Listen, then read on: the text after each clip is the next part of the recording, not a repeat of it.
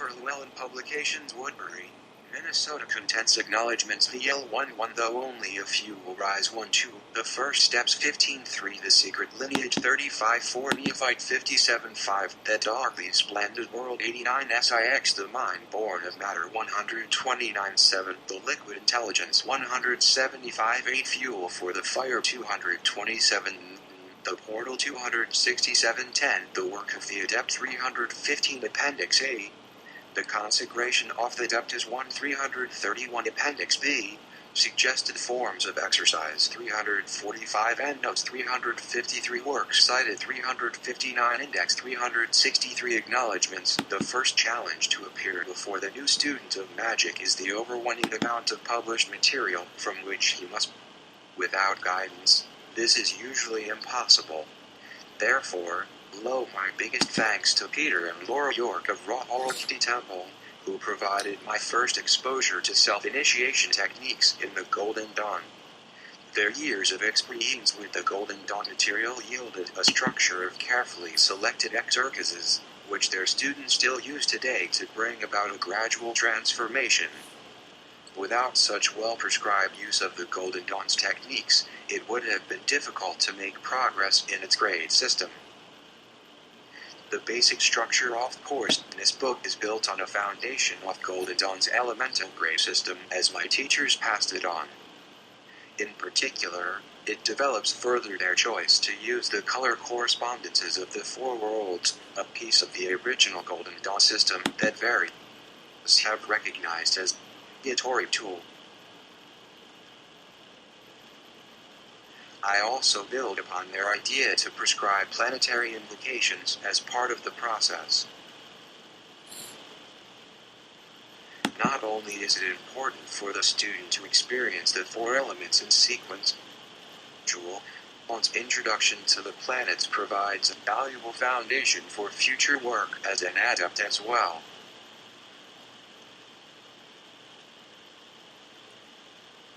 I would also like to thank Judith for writing such a Western-friendly introduction to the chakra system. Not only do I require my students to read her book Meals AF Lift, but I specifically assign a couple of the grounding exercises from it. Also, there is my friend Janet Blake, to whom I am so indebted as a ritual partner. Janet is one of the few powerful magicians I have known. Her ability and willingness to test my foggy ideas have been crucial to the evolution of the curriculum in this book.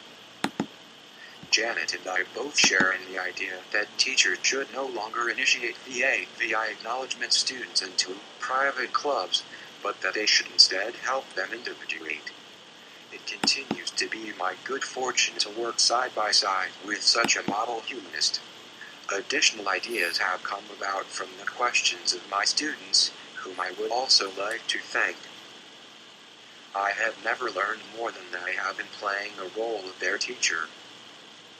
Jay Gordon and Rick Phillips have been particularly mature and inquisitive in their own development, demanding answers from me that have contributed to this book.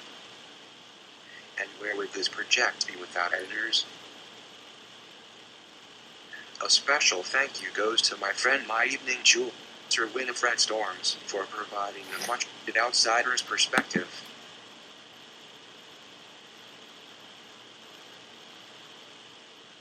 It is all too easy to forget how trivial culture it is to those who are not immersed in it daily. Thank you for your valuable advice, me. One though only a few will rise magic.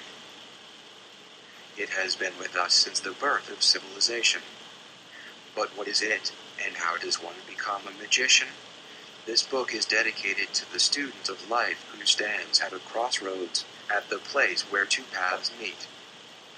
The path is mundane and well-worn, and the other is the way of magic. Magic is the art of transformation, of altering consciousness and experiencing the life changes that result. It is a science of empowerment, of using word, image, and gesture to reach into the darkness and set free the imprisoned faculties of the soul. For this reason, its power is forbidden.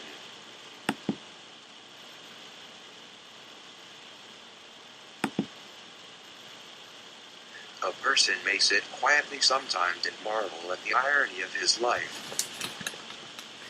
Part in the booming materialistic culture that stifles his spiritual needs for the sake of its progress.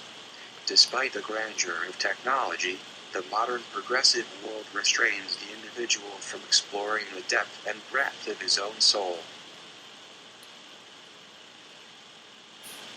His parents and teachers have cautioned him to stay safely in the norm to be successful, become rich, and start a family. It is disreputable for him to strive for anything outside of those lines.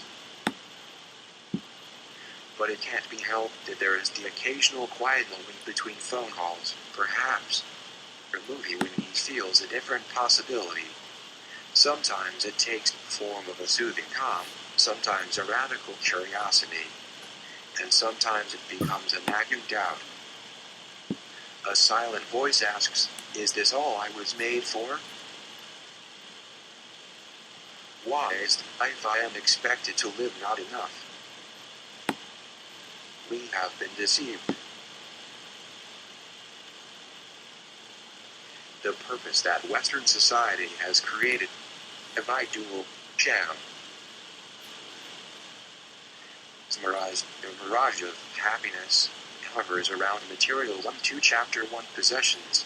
We reach for creature comforts that inevitably comfort us less and less. We are addicted to the pursuit of prosperity, craving more and trying harder, even though our lifestyle of ravenous consumption does damage to the earth and leads us away from the very contentedness that we pursue. By conventional thinking, the material circumstances of Western life have been getting better by leaps and bounds. Adjusting for inflation, the average American income in the year 2000 had doubled since 1,960.1. Leisure time had risen by 5 hours per week in the same period, and it continues to rise. In 1900, the average American lifespan was 41 years. Today it is 77.3. A century ago, rich men were distinguished by the fact that they lived in heated houses, enjoyed unlimited food and wine, had access to a physician, earned a college degree, and attended the theater for entertainment. Sound familiar? Today, supermarkets overflow with an abundance of food so affordable that even the poor suffer an epidemic of obesity. Waitresses take holidays together on pleasure cruises. Children of dock workers receive college educations. We live in conditions far superior to those of the aristocrats of the 19th century.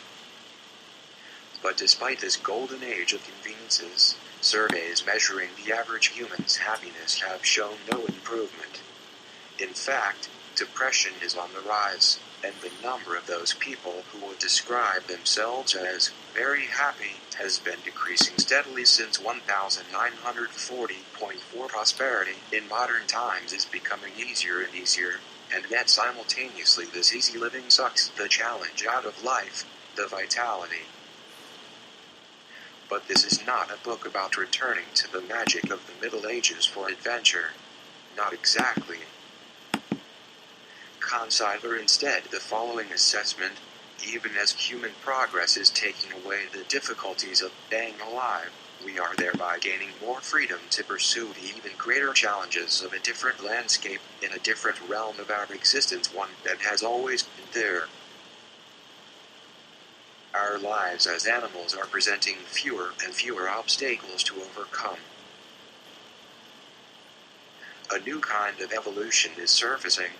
The life of the individual stepping into the frontier of his own soul and exploring confines of his interior psychological and spiritual vehicles.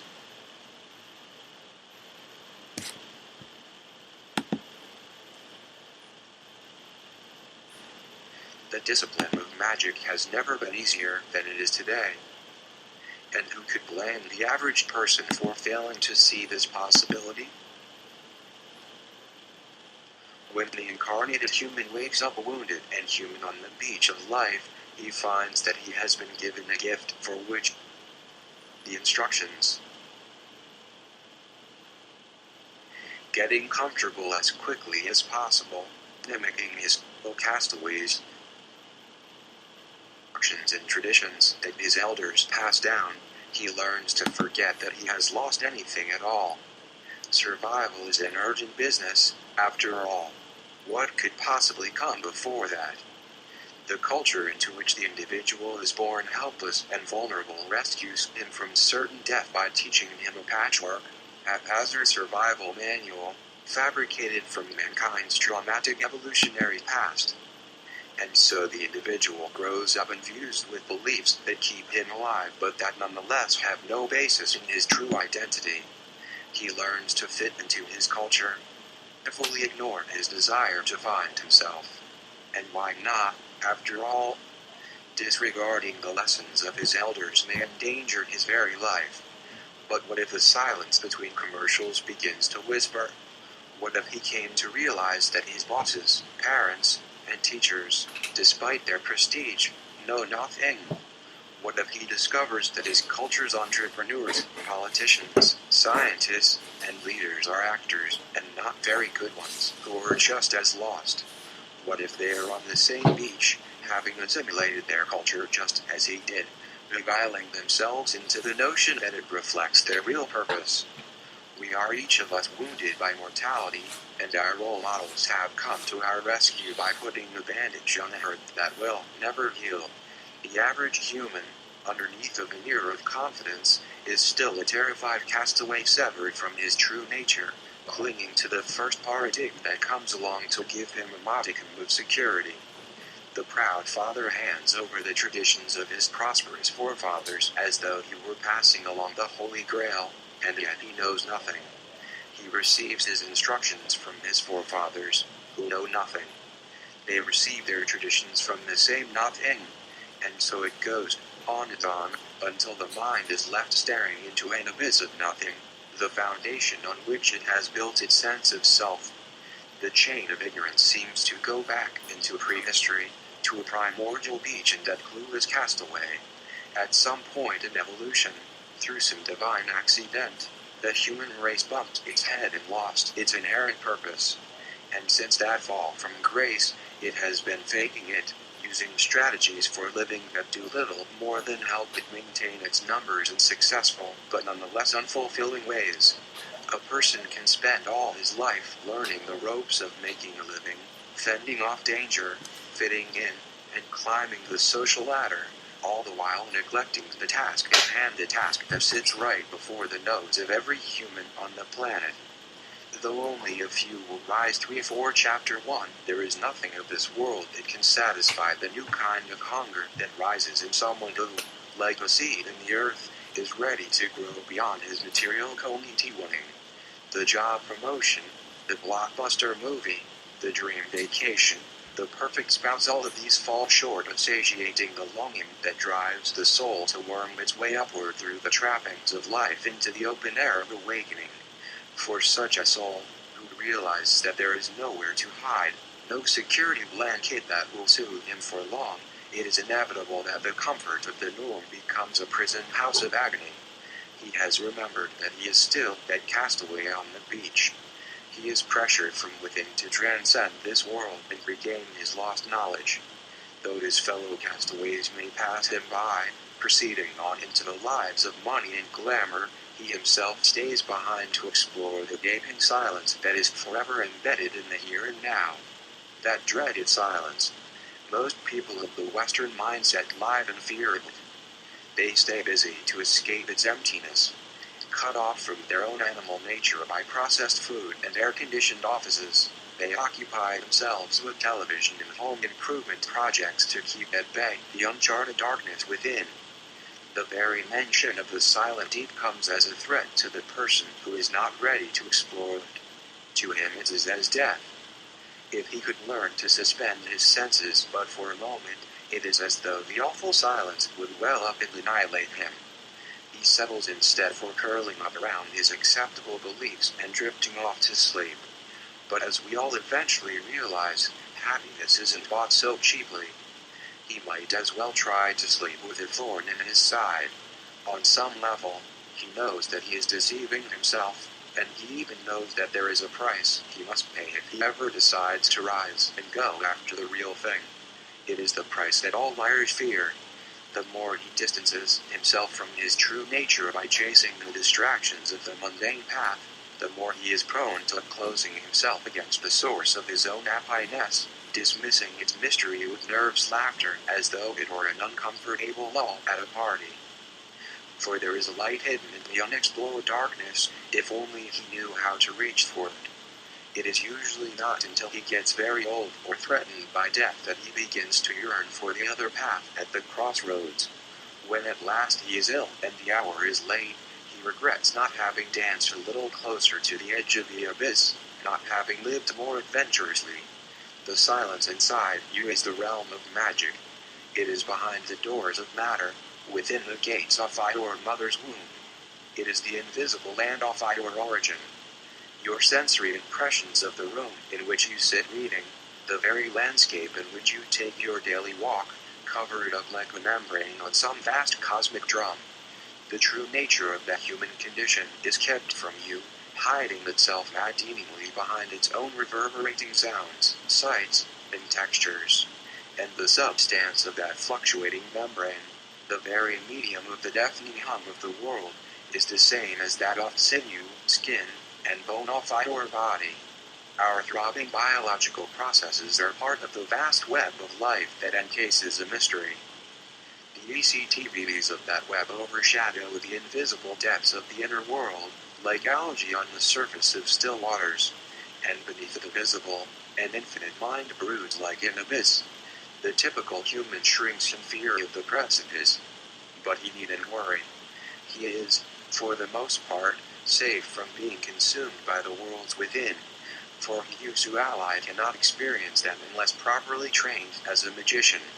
It is possible to regain the memory that was lost in that fateful shipwreck. You indeed have access to that silent place from which you came.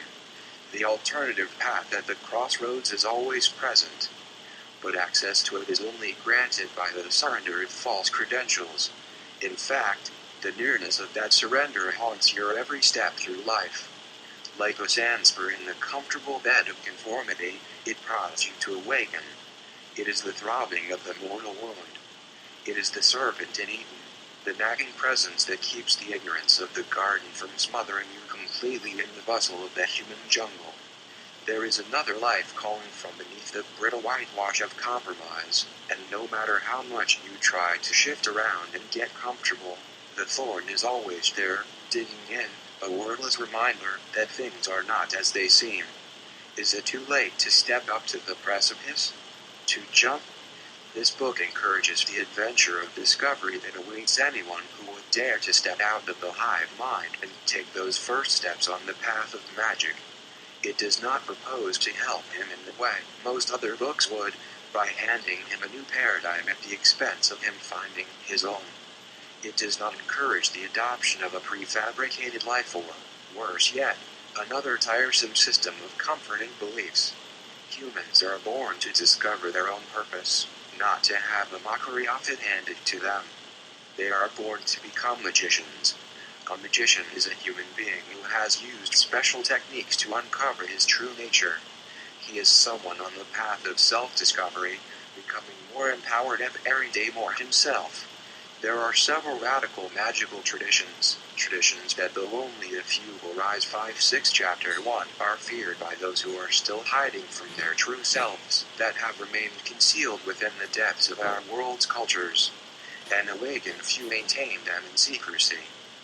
These traditions of transformation are referred to as esoteric, reserved for the select few, because only a few among 10,000 will rise and take up the great work of recovering the lost knowledge of the higher self, none other than the source of the silent voice that speaks to each of us from within.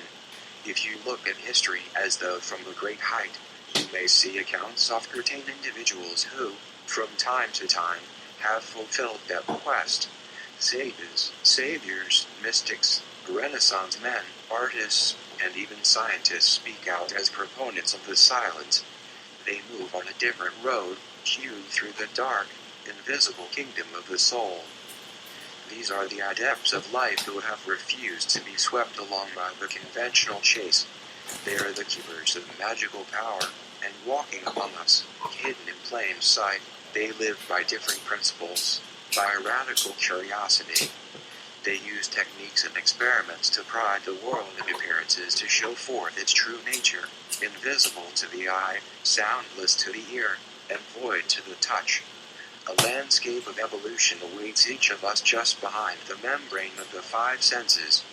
For those who have learned the methodology of listening in on the silence, the purpose of life asserts itself forcefully from within.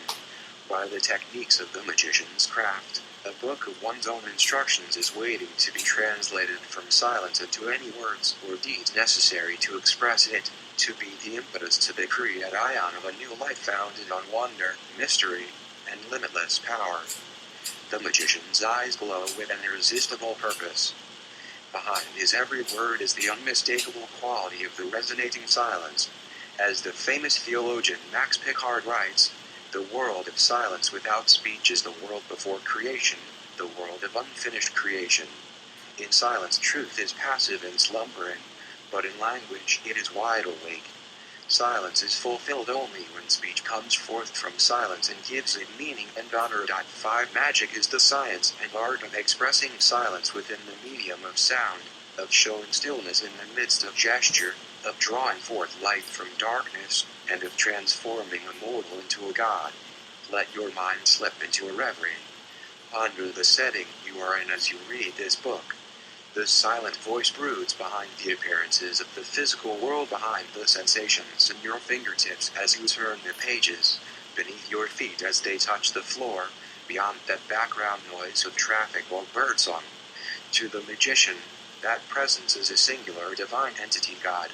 Perhaps in the world of nature is the skin of a divine self that speaks wordlessly from within all natural phenomena. Your sensations are alive beneath their every nuance, vibrating with occult power. The secret to which the magicians throughout history have been privy is that the divine being within has gone out on a limb on our behalf, handing us the reins to its power. In the Western occult tradition, this is the mystery of the Grail and of the Christ. The lapis lazuli, the stone of wisdom, fell from heaven. It is the Grail. It is up to us to lay claim to that stone of power, the philosopher's stone of the alchemists. The Christ force exists within the individual, not in some black book, marble building, or Sunday school lecture. There are methods by which he can call it forth. The lost instructions are his for the asking, but he must learn first how to transform his physical body into something more than human, into a worthy vessel. He must sift through the dross and miasma of earthly life to find the lost stone. There is a secret process by which this transformation is accomplished, and the person who has succeeded in the task is known as magician, adept, and wise lord. He has become an agent of the silent voice, and he is a dangerous catalyst for the same kind of magical transformation in other people's lives wherever he goes. This is the work done on the road less traveled, and it can be lonely and arduous. To uncover magical power requires a strict discipline that separates the student from convention, that insulates him from the societal, tribal, and familial institutions that attempt to sell him substitutes for truth.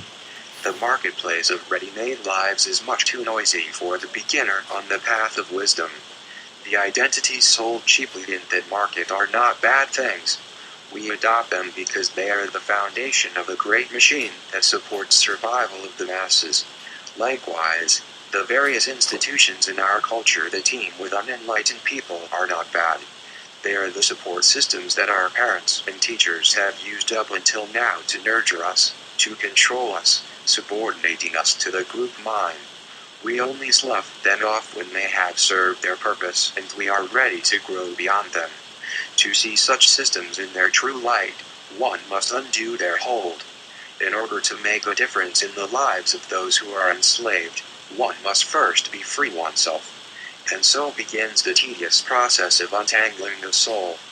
Though only a few will rise 7-8 Chapter 1. Does this sound dangerous? It is.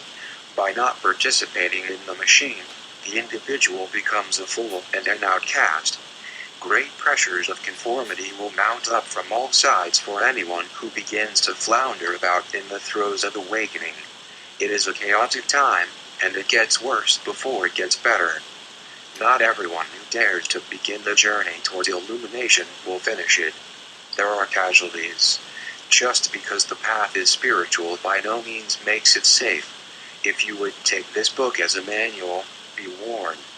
There are several secret traditions out there designed to help the student rise above the mire of survivalism. This book concerns Kabbalah and the Hermetic disciplines, the overall approach of the Western esoteric tradition. It is the way of magic. A secret school of magic. I have written this book for those who have taken a look at the world of occultism and sensed that there is something legitimate hidden in the strangeness. But they may hesitate and walk up and down the outside of the grounds, wringing their hands for fear of making fools of themselves. They may have worked with practitioners of the occult before and been bitterly disappointed to find that access to an authentic tradition is blocked by charlatans, just as it can be in the church or in the academic disciplines. How is one to gain entry amidst all the pretense and fantasy? It seems that along the edges of the road to enlightenment, the peddlers of ready-made lives gather in swarms. Have you ever met anyone who claims to practice hermetic magic and felt embarrassed for them when they made self-aggrandizing claims to spiritual rank, prestigious past lives, or communications with invisible entities like ascended masters? Have you yourself practiced hermetic magic and had the vague sensation that there is something more to it than beefing up your psychic powers? Visiting the various New Age stores can be frustrating when your interests lean toward genuine spiritual transformation. There was one such store that I recently visited in Orlando, Florida. Books everywhere throughout its many rooms, floor to ceiling, and all of them filled with subjects like remembering glamorous past lives, finding your soulmate, soothing your fears of mortality and loneliness by contacting dead relatives, and feeling good about how comfortable and spiritual the realm beyond this life is. Almost everything in the store seemed to encourage retreating from life back into the womb, making the individual feel safe and special or warm and fuzzy. I marveled at how the staff maintained it so diligently and in such quantity. It took a while to find a few of the more rare and edgy books, but the Tibetan Buddhism section offered some engaging reading.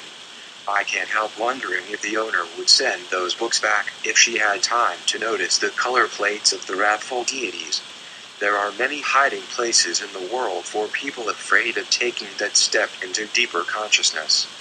Off to the side of the evolutionary stream lie the many stagnant pools of diversion maintained by fellow humans in unconscious collusion to stop growing. The unspoken promise of these comfortable places is that there is security in escape, that we are safe if we don't evolve. The power of the imagination is inverted, turned away from the journey of individuation. Think of these places: comic book stores, nightclubs, sports arenas, Renaissance fairs, and churches, not to mention neo-pagan groups and magical lodges. Just as the influence of the devil is most pervasive within the Christian church itself, so it is that escapism is most pervasive in the midst of one's fellow metaphysical enthusiasts. But I am assuming here that the reader senses that there is a worthwhile reality behind the fiasco of the New Age. It is my hope with this book to push the pretentious guardians at the gate aside and help a few readers over the threshold to the inner life of the magician. The fundamental goals and workings of magic are hidden to most people, and no amount of book learning, fantasy, or premature advanced work can reveal them. A prep school stage, an initial groundwork of transformation in some way or another is required for one to grasp the more hidden objectives embodied within the practice of magic. Disciplined, monotonous, and rigorous training is the manner in which the demons at the gate are subdued and bypassed. It happens the same way in other traditions. There is preliminary work, and then there is the great W org itself. Few find the process interesting when they find out what is actually involved. And few magical practitioners have gone through a curriculum designed to help them achieve the transformation necessary to apprehend the inner landscape of that great work. the creation of enlightenment. Most people that I have met display little interest in spiritual discipline. Some of them are gifted seers and healers, capable of fascinating psychic things. The ability, though only a few will rise 9-10 Chapter 1 to see auras and channel energy is part of what Hermetic occultism is about. Usu ally, though, these gifts are not gifts at all, but serve as distractions that keep the student away from the daily work that can actually generate progress. Thorough and sincere spiritual work is not prestigious in the least. As a matter of fact, it threatens one's very sense of identity. The powers one may develop are very real, but they can easily become trappings. The bulk of humanity has chosen a life in which the individual is held captive by self-image. To let go of self and pretense is to die, so it is no wonder that people would rather twist spiritual work into something comfortable. They are human, after all, focused on status and on developing things that distinguish them among their peers. And it is primarily on these misguided motives that the New Age movement draws its livelihood. The real work is not really very pretty. It levels the playing field of the personal ID. It reveals the nature of the false self and its role in the drama of the individual's life.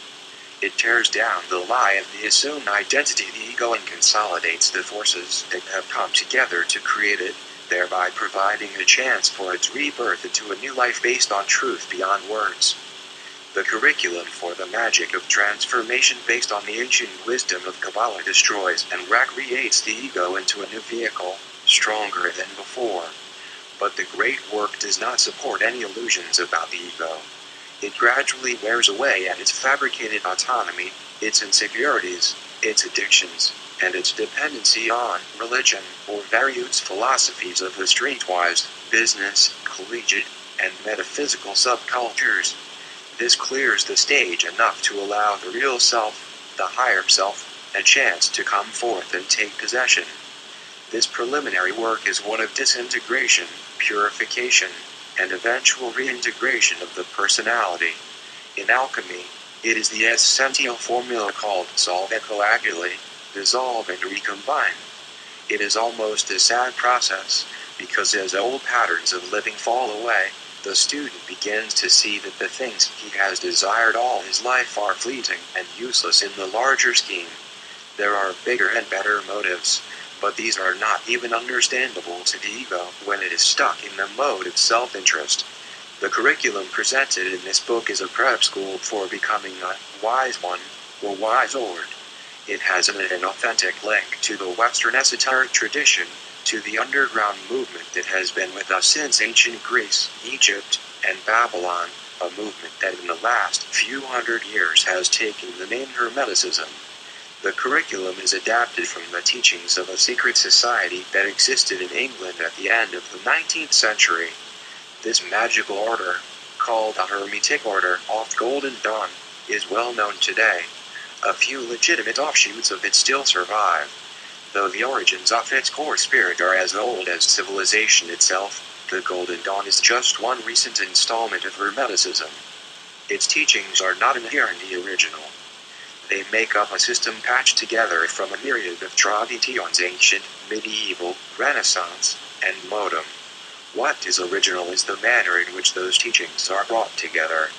The Golden Dawn assembled the scattered occult lore from ancient Egypt, Israel, and Europe, and then merged these different streams within the intellectual framework of Kabbalah, directing them to the goal of enlightenment. Kabbalah is a way of looking at the universe that has evolved out of ancient Jewish mysticism. It has become much more than Orthodox Judaism in the process. However, in fact, it has broken free altogether from the dogma of the Abrahamic faiths to stand as a metaphysical system that is applicable to any spiritual quest. Through its system of correspondences, set up by the medieval rabbis and the Renaissance magicians who later followed, one can put into practice any faith, spiritual practice, pantheon of gods, or map of the soul that one chooses in order to achieve a definite, tangible result. Kabbalah is a method for testing spiritual theories and applying them to reality. The Golden Dawn system's ingenious use of Kabbalah has given students in the West an alternative to the effective Tantric teachings of the East. Therefore, it is not necessary for someone of the European or American mindset to turn away from the myths and symbols of the West and try to digest the symbols of an unfamiliar Asian culture. There is a practical spiritual discipline in the West too, right in our own backyard, though it is still very much discredited by many scholars. The student can therefore use the symbols of his own heritage by properly arranging them as they are brought together under the system of the Golden Dawn. The Golden Dawn is mentioned often in occult circles. It entices the ignorant with its seeming promise of magical power, but its potential to serve as an instrument for illumination makes it rise above the spiritual fads of the current day, withstanding the test of time, continuing to be a subject of debate, repeated adaptation, abuse, and much frustration. There are, no doubt, many jaded occultists out there who will yawn and put this book down when they come across the name Golden, though only a few will rise. 11-12 Chapter 1 Dawn. After all, a great deal of nonsense has been printed already about it. Demons tend to gather in the densest swarms at the doorstep of an effective system. I propose here that a workable curriculum of the preliminary work of transformation has not yet been published in any adequate form. All of the material is out there in some book or another, but a practical, piecemeal, step-by-step presentation is still lacking. Of the very few people who have actually succeeded in accomplishing their own transformation, that is, without the aid of a teacher, a majority of them have had to do it based on arduous sifting through volumes upon volumes of magical lore and on piecing together scattered hints to construct for themselves a simplified program of exercises that sticks to one purpose to yield progress. The amount of research they had to do is unnecessary. They suffered delays because a streamlined version of the Hermetic teachings was absent from the book market. Of the published material, so very much can be omitted, for there are a lot of detours and dead ends possible in the twilight land of occultism. The guardians at the gate are forever testing and batting away the unworthy. The secret of initiation to the inner tradition lies in keeping to the straight and narrow road that leads to the goal, and in the limiting exercises to just what is needed for spiritual progress at the current moment. This book is an attempt to present one version of the Golden Dawn's curriculum in a format stripped of tangents, side tracks, and excessive information. It gives the student just enough information to set up an intellectual framework within his being.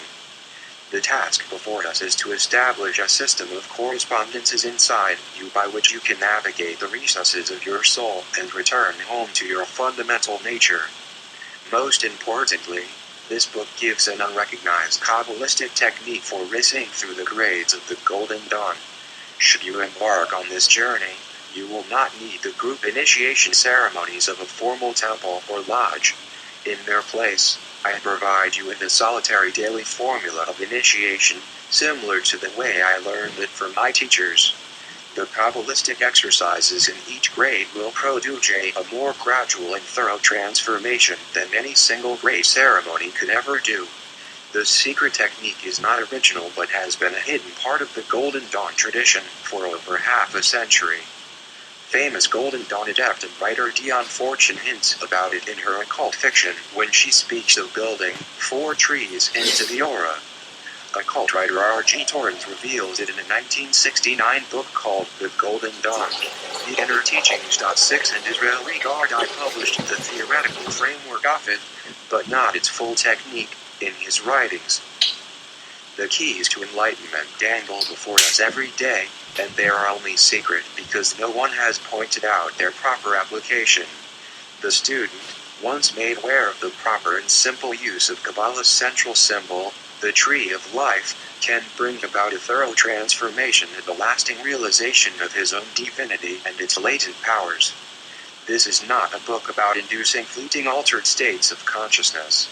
Used as directed, it is a guide that will direct you through a process for which there is no comparison between what you are now and what you will become. Once the awakening process begins, there will be no going back.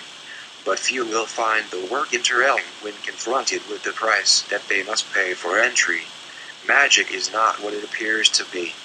Though only a few will rise. 13.2. The first steps. Does magic work? Can images, words, and gestures cause life-altering changes? In this chapter is a simple, yet powerful ritual. It is the most basic and perhaps most important ritual that I will present. Traditionally, it is designed to clear a room of negative influences so that any magic done immediately thereafter is more effective. However, its long-term benefits are the most important. Many authors have published the Lesser Banishing Ritual of Pentagram, LBRP, in various forms. I probably should apologize to the seasoned occult reader, for he has surely seen it in print 10 times too many. I present it here because it is basic, fundamental, and of immeasurable importance to the curriculum of this book. In order to practice the magic of transformation, you must begin to fashion a place within yourself in which magical forces can come and go, in which they can be recognized, tamed, and controlled. The Lesser Banishing Ritual of Pentagram is the means by which such an inner stage might be prepared. It is also safe for the beginner to perform. This ritual is designed ultimately to reduce the amount of influence the material world has over you, giving you greater freedom to evolve independently of the influence of matter. To perform the Lesser Banishing Ritual of the Pentagram, as with any ritual, find a secluded, quiet room in which you will not be disturbed. Turn off your cell phone, the television, and anything else that could distract you. Magic is done best by candlelight, in peace and in private. If someone intrudes by listening or watching, that very act can sap your ritual of strength. At the stage of a beginner, your mind presumably does not have the strength to tune out the pressures of conformity that 1516 Chapter 2 bombard it from others. The new student requires seclusion to keep his will focused on the great work. You must adopt an additional rule in order to be an effective ritualist. Keep the specifics of your spiritual work absolutely private. Never discuss any of your current magical doings. Avoid the pitfall of the big dreamer who fritters away all of his energy talking about his plans while he does nothing to act on them. Be instead like the artist who never exhibits his painting while it is in the midst of the creation process. The practice of secrecy keeps the energy of your will from bleeding away into matters of a social nature and therefore keeps it centered on the objective of the great work. Silence, properly understood, is one of the magician's most powerful tools. Every adept is acutely aware of the potency that dwells between words, between sounds, and behind thoughts. Used at the appropriate intervals, silence prods, focuses, and channels the intention of the magician's magic. It keeps his will pure and singular. Speech, on the other hand, links various powers together, siphoning one into the other. Speaking about your current ritual practices therefore mixes them with conflicting concerns that will drain them of power. The student should therefore watch what he says, for a careless communication may adversely affect the results of an operation.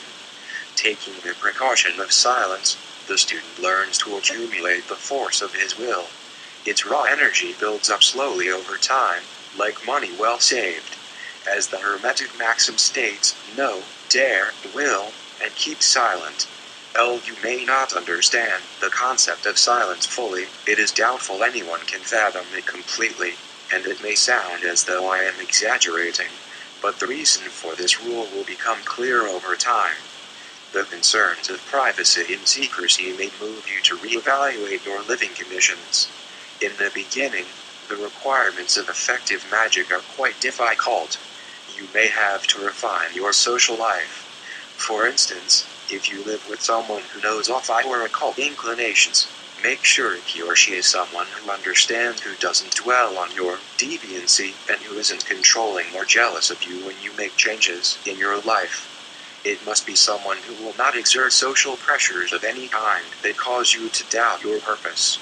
Doing effective ritual in the beginning of your development is next to impossible if you are surrounded by crude minds that insist on keeping you from rising above their level. It is a sad experience for a teacher to see a student held back by current relationships, especially by a troubled marriage. The magical path is not for everyone. When you're on it, there is no time for a jealous lover.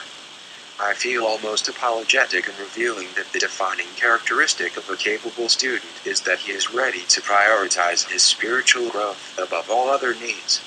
The baser needs are not evil. They are in fact pure and innocent in themselves. However, it is important that you become selective about the manner in which you satisfy them. As you embark on a spiritual path, you must be strong enough to let go of security and comfort in order to discover the realm of higher motives. Through magical practice, significant changes can occur.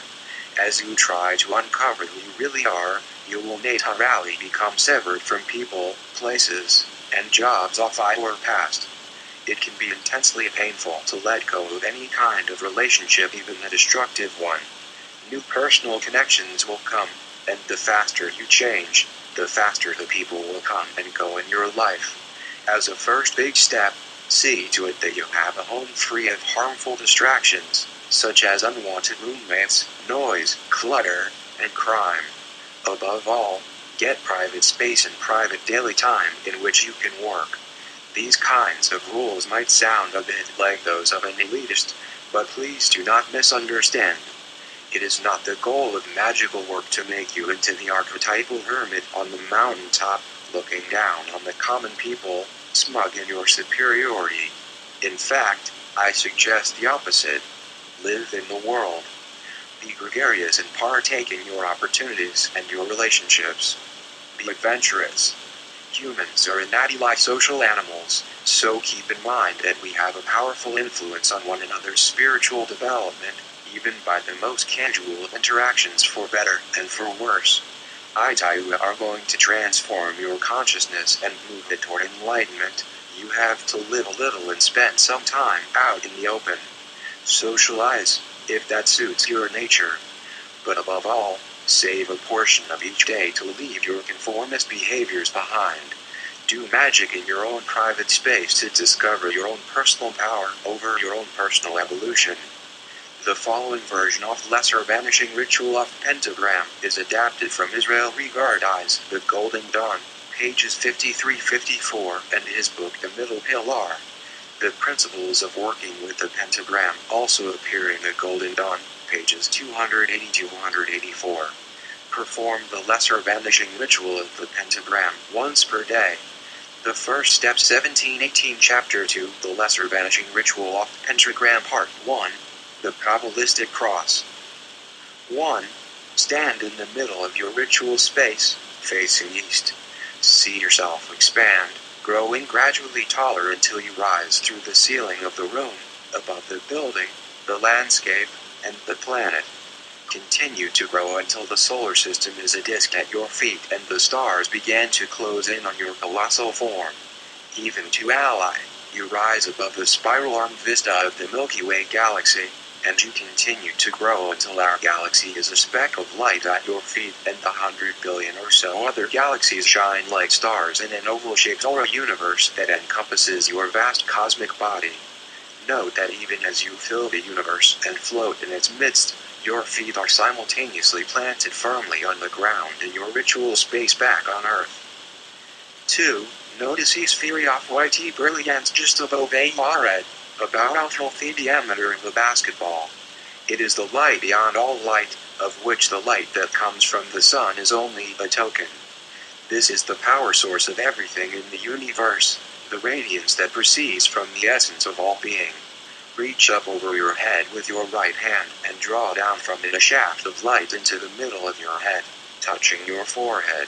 It forms there a center of light just between and behind your eyebrows, and it illuminates your entire cranium with impossible brilliance. Vibrate the Hebrew word that means I'm, a toh to vibrate a name, chanted in long, resonant, monotone syllables. The voice should be fairly loud, about double the volume of a casual conversation. The vocal cords should be relaxed. The force of vibration should be both physical and psychological. Imagine that the steadiness of the tone you are vibrating can cause a breakthrough, carrying you past all of your previous preconceptions about life. The voice can be used to penetrate into places of the soul previously neglected and unknown. 3. Bring your right hand down to touch the solar plexus, simultaneously drawing the shaft of white brilliance to the earth at your feet. The solar plexus is located between the base of your sternum and your belly button. Vibrate the Hebrew word for kingdom, M-A-L-K-U-T-H. The U is pronounced as in the word book. 4. With the same hand, touch the right shoulder. See a shaft of light extend from its central axis like the arm of a cross, and vibrate the Hebrew words that, in this context, mean, and the power, Vahgavura. 5. Touch the left shoulder, seeing the same shaft of light extend to the left, and vibrate the words meaning, and the glory, Vahgadulah. 6. Press the palms together at the breast and vibrate the words that mean, forever, Amen, Leo Lahm, Amen. Part 2. The formulation of pentagrams. 1. Still face in gest. Draw into a for a large vanishing earth pentagram with your fully extended right arm and forefinger. Starting at the spot in front of the lower left hip, draw a bluish-white line up to a point high up and before your head. Continue the line down to a point before your right hip, then up before your left shoulder, over to the right, and back down to a point before the left hip.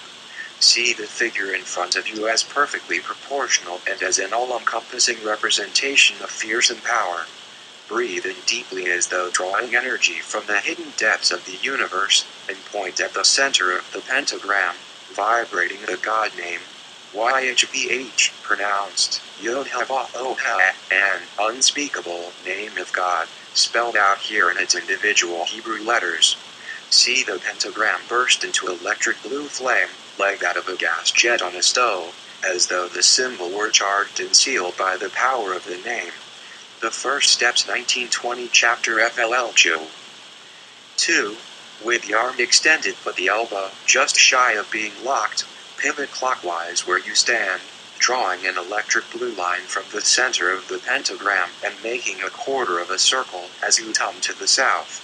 Stop there and draw the pentagram as before, but this time vibrate, 8-B-O-N-A. My Lord. The AI is pronounced as in the word I. 3. Continue the blue line to the west. Draw the pentagram and then vibrate, E-H-E-I-H, pronounced A-H-E. It means I am. 4. Continue the blue line to the north. Draw the pentagram and vibrate, H-G-L-A, pronounced A-G-A-H-E.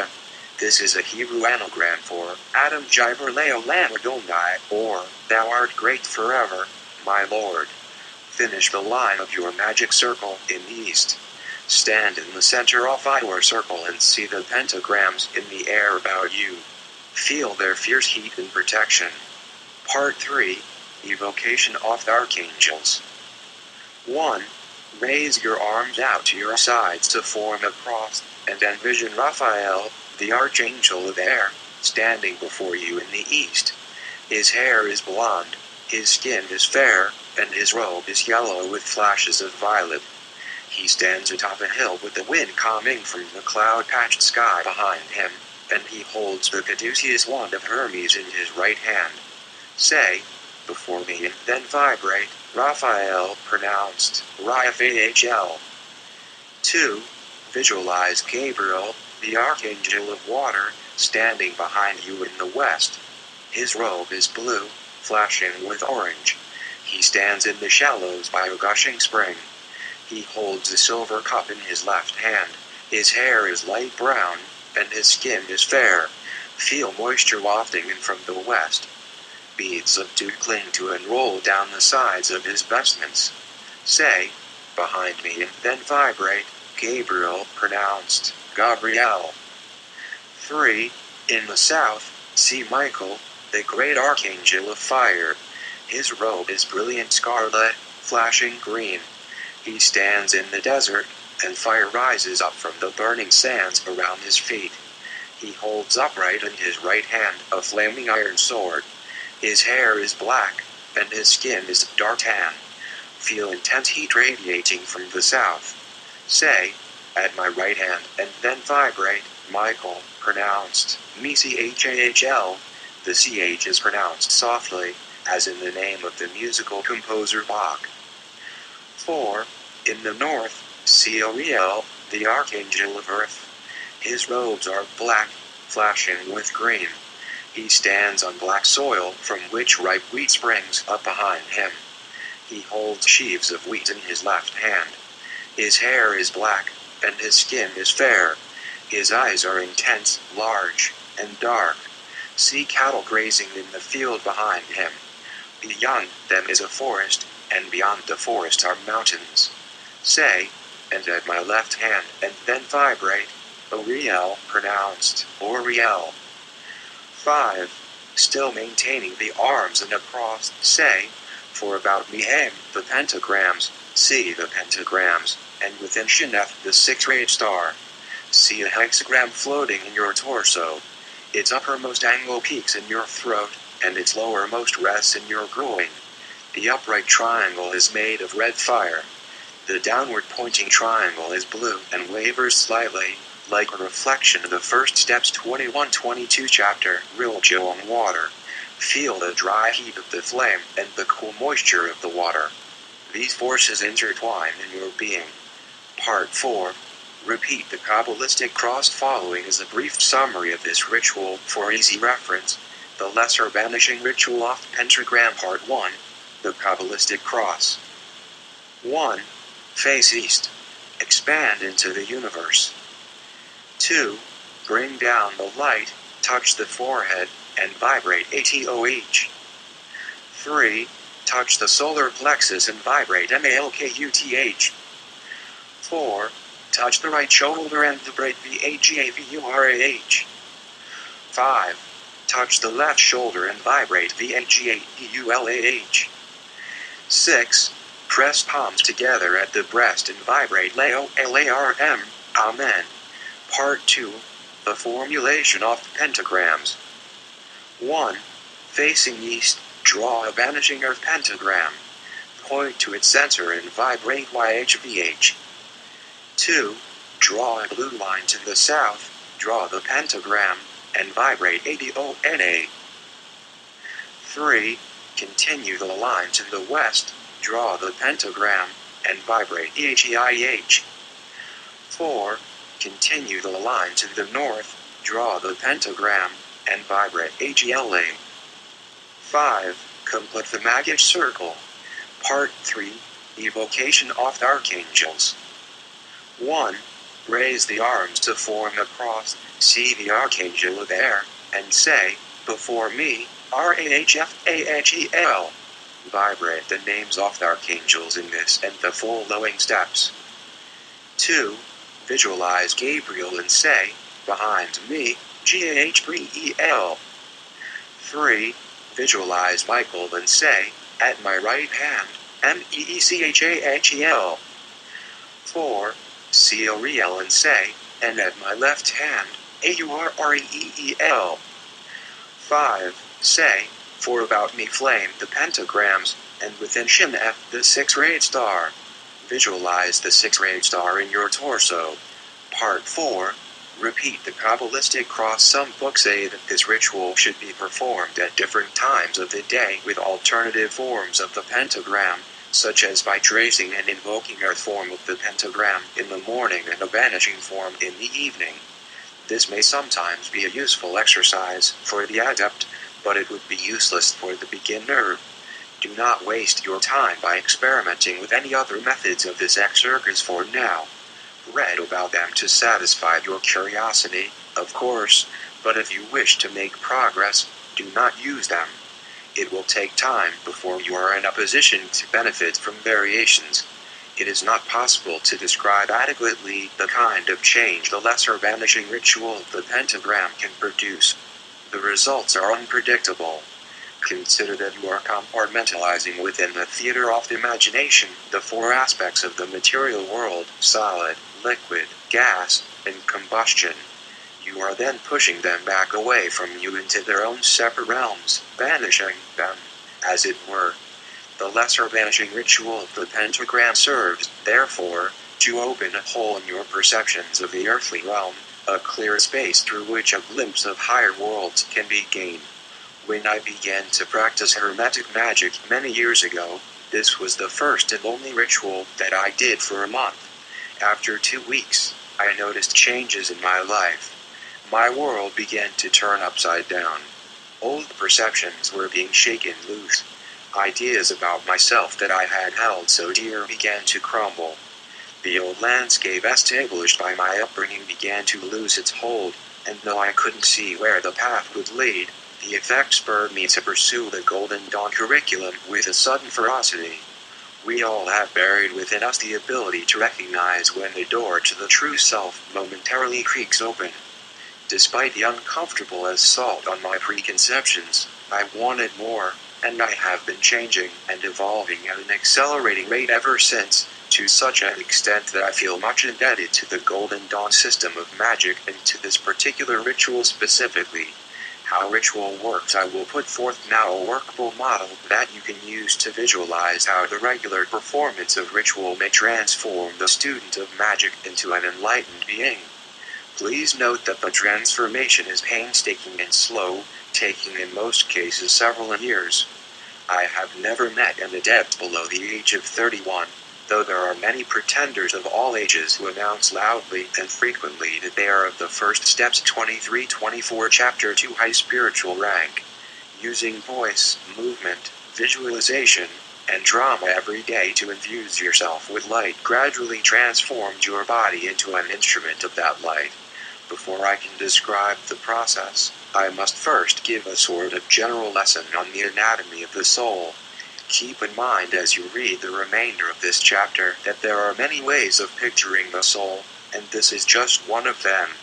No one schematic is the correct one, just as no religion has a monopoly on the truth. Many unfamiliar models of existence, though they may clash with the ones you have been taught, can show you new perspectives that, if you are lucky, open the gates of your perceptions to realities that transcend the limitations of the physical world. As this book is a modem version of Golden Dawn magic, the vocabulary I use is naturally that of Kabbalah paralleled with modem day pop psychology. Read over the following section a few times if the material is new to you. Take some time to study it and absorb it. Kabbalistic anatomy in Kabbalah. There are at least 3 levels of the human soul: the Ruach, ego, the Ruach, pronounced Ruach, the ch being a guttural sound, as in the name of the classical composer Bach, is the most familiar portion of the mind. Unfortunately, it is fake. It is the assumed identity that the castaway adopts after walking up on the beach. It is the ego, or surface mind, of man. It exists in a realm, as it were, caught between heaven and earth, and it looks out through human eyes as though it were not native to the earthly terrain around it. And yet it has no knowledge of any spiritual home either. This is the mode in which a person normally operates while not sleeping, when going about his day-to-day business, and while aware of the passage of time. The ego is the outward persona that rises up from the depths of biology to deal with survival in the world. It is the fragile self-image that hovers like a lost child between the world of animals below and the world of the gods above. Ruach means wind in Hebrew, and it corresponds to the element of air. The Ruach is analogous to a breeze that blows on the surface of a pond, like the breath of the divine that moved upon the face of the waters in Genesis. It corresponds to the realm of mind, which is distinctly different from the heavens above and the landscape of nature below, and yet which would not exist without either parent, being instead a phantom image generated by the harmony between them. It is as though a divine being above has identified itself with an animal form below, and the assumed identity that it adopts in the process is the Ruach. Think about this for a moment. Your self-image, your idea of who you are, is just that, an image. Does it really exist? If you are not your ego, then who are you? The nephesh, animal soul. The nephesh, pronounced nephesh, is the so-called lower realm, the water beneath the wind. Nephesh means many things in Hebrew, one translation being animal soul. It is the subconscious mind. It is responsible for sensory perception, and it communicates through symbols and images. It is intimately tied to the physical body and to base urges. It is characterized by cyclical biological processes, reflexes, and instincts. The nephesh is not rational, and it knows nothing of linear time. Getting in touch with what is going on in your body and with your sensory awareness will make you very intimate with the nephesh. Its element is water. The neshama, higher self, this highest or deepest level of the soul is seemingly the least familiar. It is the neshama, pronounced neshimah, the higher self, the superconscious mind. It is the silent voice and the forgotten identity. Its element is fire. It corresponds to the heavens, and it is this exalted level of mind that realizes its connection to all things. The neshama transcends time, and everything is visible from its heavenly seat. To illustrate how these levels of the psyche interact, referred to the Greek myth of Narcissus was a beautiful young man who disdained the love of others. The goddess Artemis cursed him to fall in love with his own reflection, which he beheld in a pool of water. He tried in vain to hold the image, but in the end he died of a broken heart. We are each of us like Narcissus. The ego, through some quirk of human evolution, has been cursed to fall in love with the image of itself reflected in the animal soul. The First Steps 25-26 chapter, Piljo it sees only by the images and impressions relayed to it through the animal senses. Like Narcissus, it stoops over the waters of its lower nature, aware of the world only through images reflected on that narrow surface, most of which are blocked by the looming self-image. The higher self is like the sky above Narcissus as he stares mesmerized by the pool. It arcs over the ego and the animal soul like the firmament over the waters in Genesis. Since the higher self transcends time, it cannot communicate directly to the ego, which relies heavily on time-bound, abstract language and the cause and effect mentality. Narcissus is, after all, turned away from the sky as he stoops over his reflection. The higher self instead speaks to the ego through images reflected in the nervous system of the animal soul. The ego cannot see the higher self directly.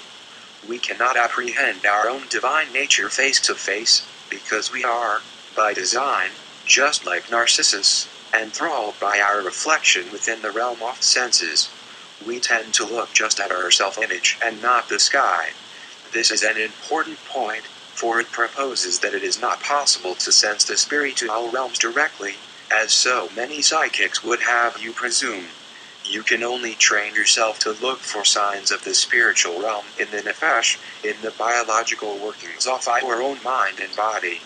The physical, emotional, and mental processes of your animal soul are a mirror of the heavens. Kabbalists have said for centuries that the material world is not an evil place. The things of this world, your body in particular, are necessary instruments used in the process of awakening. Participating in the delights and pains of the physical senses is a necessary part of your journey to liberation.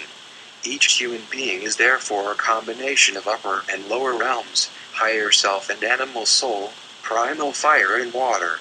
His phantom ego hovers between the two like wind on the water, brooding over the image of the sky that is reflected up from the waters. Pause for a moment here and reflect on this schematic.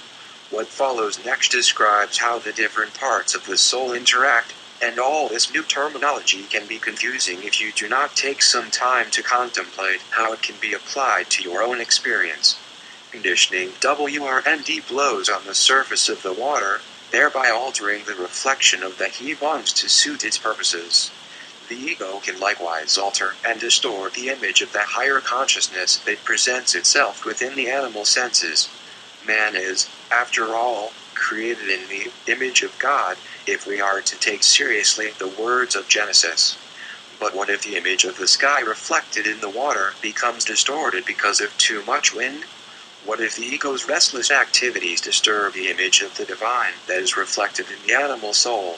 I am suggesting here that the activities of your mind can keep you from seeing the truth about yourself. This is why the Zen masters say that when the mind is still, enlightenment ensues. When the wind is calm, the water becomes still, reflecting like a perfect mirror the beauty and light of the sky, the Neshkema. The activities of the mind do not necessarily have to interfere with enlightenment. In fact, the aspiring magician can use the mind to do just the opposite. Ritual techniques refine and purify the receptive nature of his animal soul. By employing drama, voice, and movement, he can wipe away confused behavioral and mental habits. He can eliminate gradually the distortions in the reflection of heaven. The student of magic is striving for none other than the naturally clear mind, which appears only when desires, beliefs, and false perceptions that arise from material inclinations are erased. The ego is supported on the vast subconscious underworld of the animal soul. Through its response and adaptation to the world, the ego disturbs the surface of the animal soul, creating patterns in the pool. The conscious mind, through its representative intuition of the same choices, creates habits, expectations, and distorted perceptions in the subconscious. If the waters are agitated in the same manner consistently enough, permanent, self-sustaining disturbances can linger on the surface, similar to whirlpools or eddies in a stream. After 20 or more years of accumulating such disturbances, it can be a long and hard struggle to smooth out the fears, prejudices, and grudges that have been built into one's body of water. These bad habits, or complexes, as psychology calls them, easily acquire an unruly semi-autonomous and semi-sentient existence within the subconscious, where they in turn acquire a foothold from which to produce greater disharmony to multiply, even. The embedded complexes continually show up in our behavior as the natural difficulties of life provoke them. Complexes are nourished and strengthened by repetition. The First Steps 27-28 chapter Phil J.O. of negative experiences. Childhood traumas, for instance, can make a monster out of the healthy mind. To the emotionally disturbed adult, any hardship that remotely resembles those childhood traumas, no matter how slight, can trigger terribly inappropriate, overly defensive behaviors. Psychologists label this creation and perpetuation of complexes conditioning, and conditioning is the cause of most human misery. It is unsettling to see yourself intimidated and controlled by your own malleability. Life in the world can sometimes be painful enough just as it is. But humans have the ability to compound their suffering by carrying negative perceptions of the past into the present. The grandeur of this present moment, with its unspeakable mysteries and boundless possibilities, gets smothered by knee-jerk reactions and antagonistic philosophies.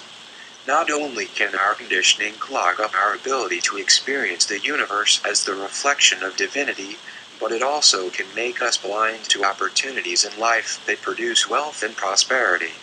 Survival and happiness are easy art forms to master for someone whose nefesh is uncluttered.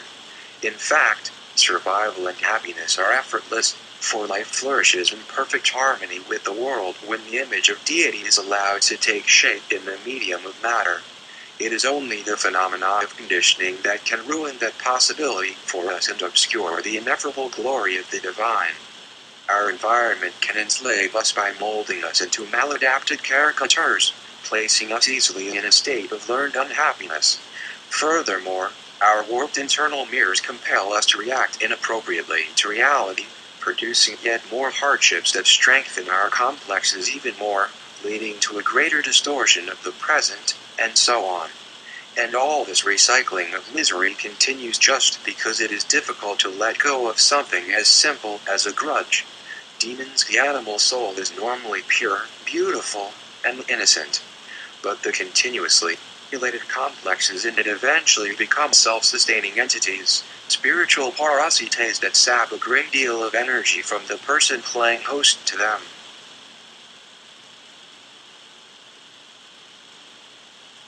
These fixed vortexes are like holes or gaps in the seamless fabric of shimmering light, which is the true nature of Nefesh. Through these gaps can creep the influences of destructive forces from other realms. Persistent distortions in the mirror of the Nefesh can reflect not only twisted perceptions of earth and heaven, but also the influences from other dark and unbalanced places, realms I haven't spoken of yet. Demons can thus gain some influence over a person whose Nefesh is in a state of self-sustained agitation. Sometimes, people can become so mentally and emotionally disturbed that you can sense a hurtful presence seeping through them from beyond.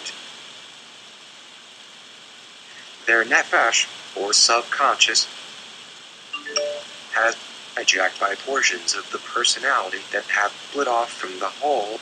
These mini entities can be seen by a clairvoyant as holes in the aura.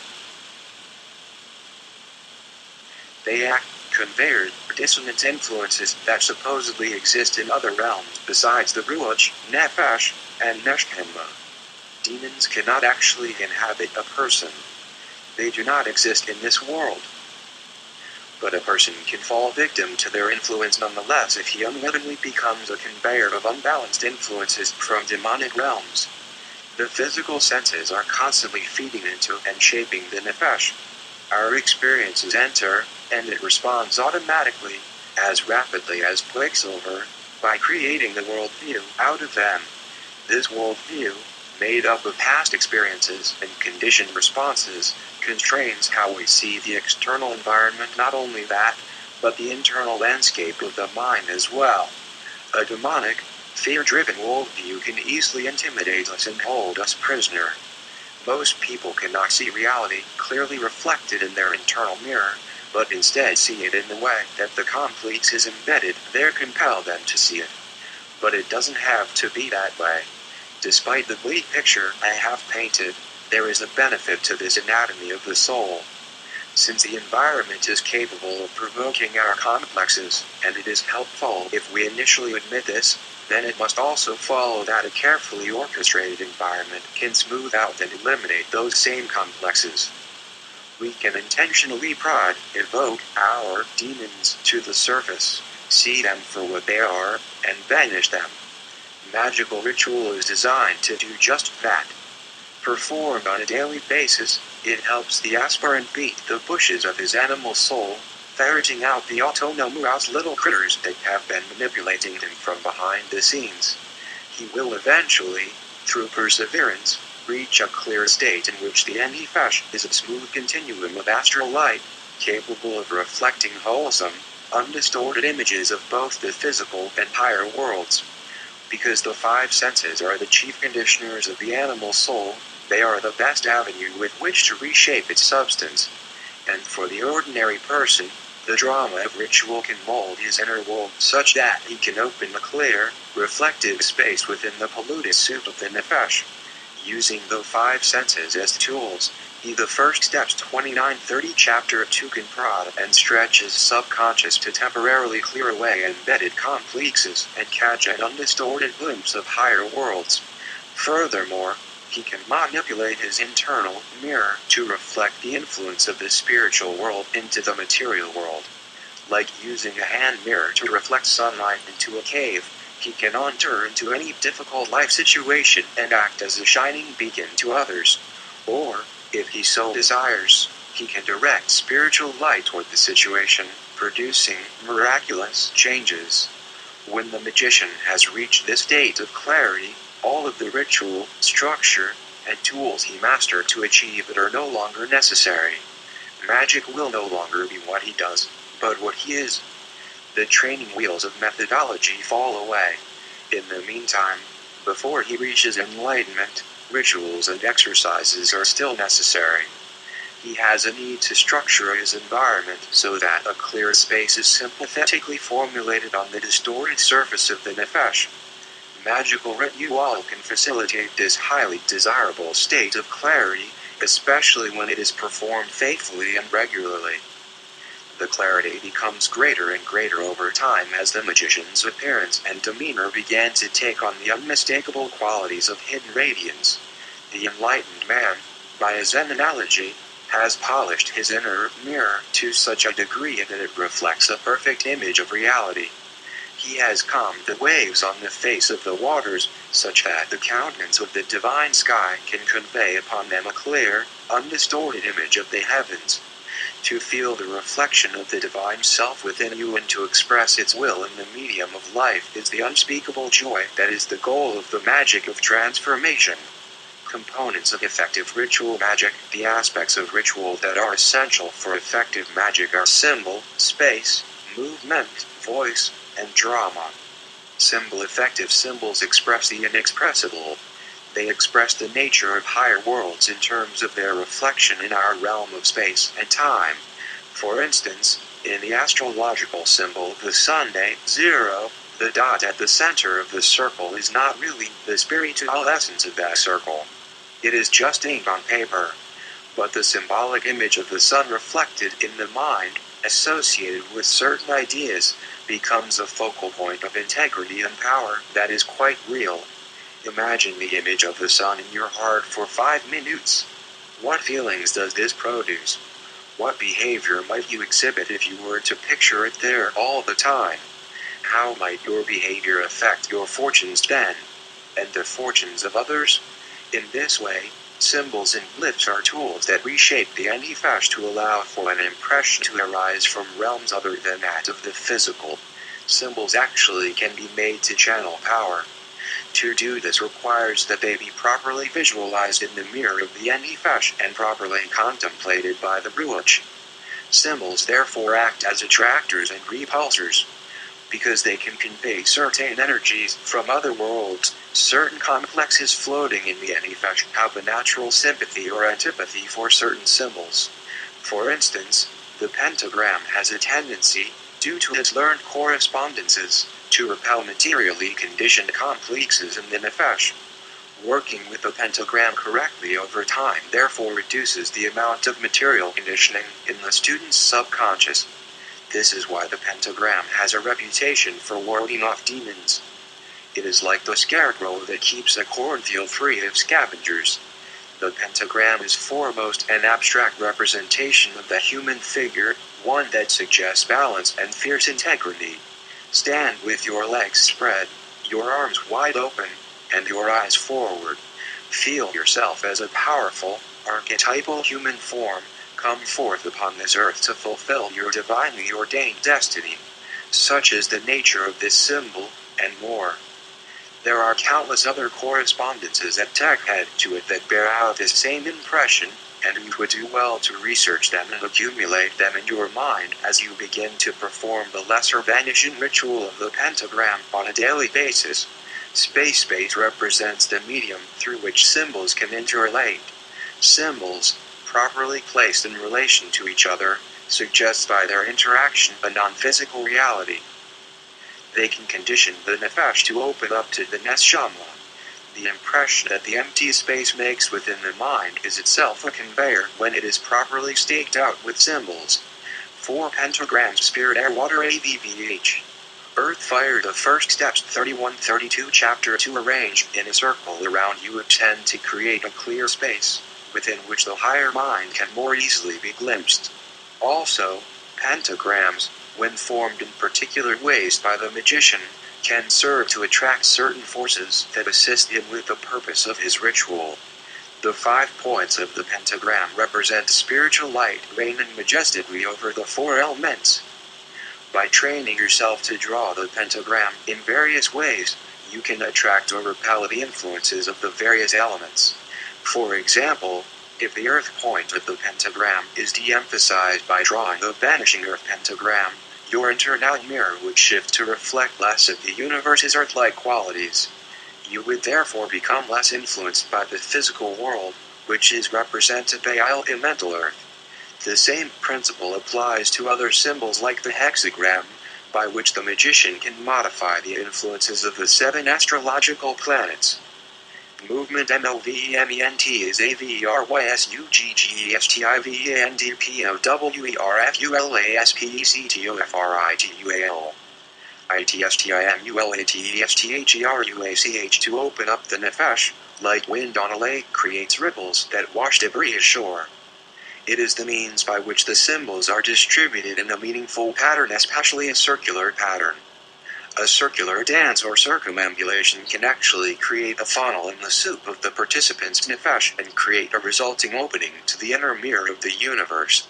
Each participant in a circular dance, provided he is tuned in correctly, creates a clear space in his own nefesh in which all debris is pushed aside and only the calm and reflective astral light is permitted to pool, like the calm in the eye of a hurricane. This action is sometimes referred to as a cone of power. The cone can be envisioned as a whirlpool beneath the circle of the circumambulating performers. Negative influences are seen as spinning off away from the circle as it fills with astral light. The visualized cone indicates the movement generated in the unseen medium of the magician's nefesh. It tapers downward through the depths of the animal soul. At the bottom, in the eye of the storm, is a reflection of the divine realm, captured on a placid internal sea. Voice, an even more powerful conveyor of magical power, is the voice. The marriage of symbol and movement occur within it. The oscillation of the voice creates a finer vortex of its own, by which specific words, properly vibrated, can actually raise energy in a room or in one's physical body. It is a simple matter to experience this. You may be vaguely familiar at least with the energy that fills an amphitheater when the audience chants. Drama. This final aspect of ritual is crucial. Drama is often the missing morphic component to the Hermetic approach. Emotion behind the words and gestures is of absolute necessity. It is the power source behind the corresponding movement created in the nefesh. The physical arrangement, movement, and words of ritual must be backed by feeling. Strong emotion is a foothold on the subtle realms of the astral. Without it, the ritual exists only in the physical, with little or no desired inner correspondence. The concepts presented here make up a hermetic explanation of the mechanics of a ritual and its uses toward achieving illumination. Ideas like cones of power and subconscious complexes are, by their nature, overly fanciful and technical. The reality that these terms attempt to describe, however, is quite different. I have said it before, magic is not what it appears to be. Ultimately, the aspects of ritual are not important but are only to be used as a means to a higher end. They are the tools but not the goal. There is a crucial still point in a ceremony in which the peak consciousness is reached and the breakthrough is made. An unbroken continuum in the astral light is achieved, and the resulting clarity reflects power from the divine realms. The image of the invisible is revealed. The silent voice is heard. This moment transcends everything that was used and everything that was done in order to achieve it. The magician might not even perceive it, but it may come through anyway by implanting itself in the subconscious, only to bubble to the surface later, causing all manner of changes in his life. All of the answers one needs can arise from this still point. The Hermetic view of ritual is that we are in this world not to abstain from form, but to use it for a higher end. To quote the respected author and magician William Gray, when we master movements, we can afford to be still. 3. This, then, is the principle behind the magic of transformation. The first steps 33.3. The secret lineage magical techniques do not derive spiritual power from their lineage.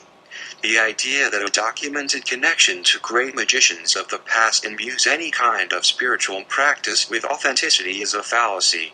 For example, if, say that, my initiations were bestowed upon me by adepts who have lineage back to the original Golden Dawn, what good does that do except get your attention enough so that I can give you either valuable guidance or more empty claims? Claims are just that, empty. If a student feels more self-assured with an impressive lineage behind him, so be it, but he need not base his confidence on the circumstances of the past. The value of any curriculum proves itself by the results it brings. It is romantic to envision one proverbial candle lighting another as a teacher passes the flame of spirit from one generation to the next.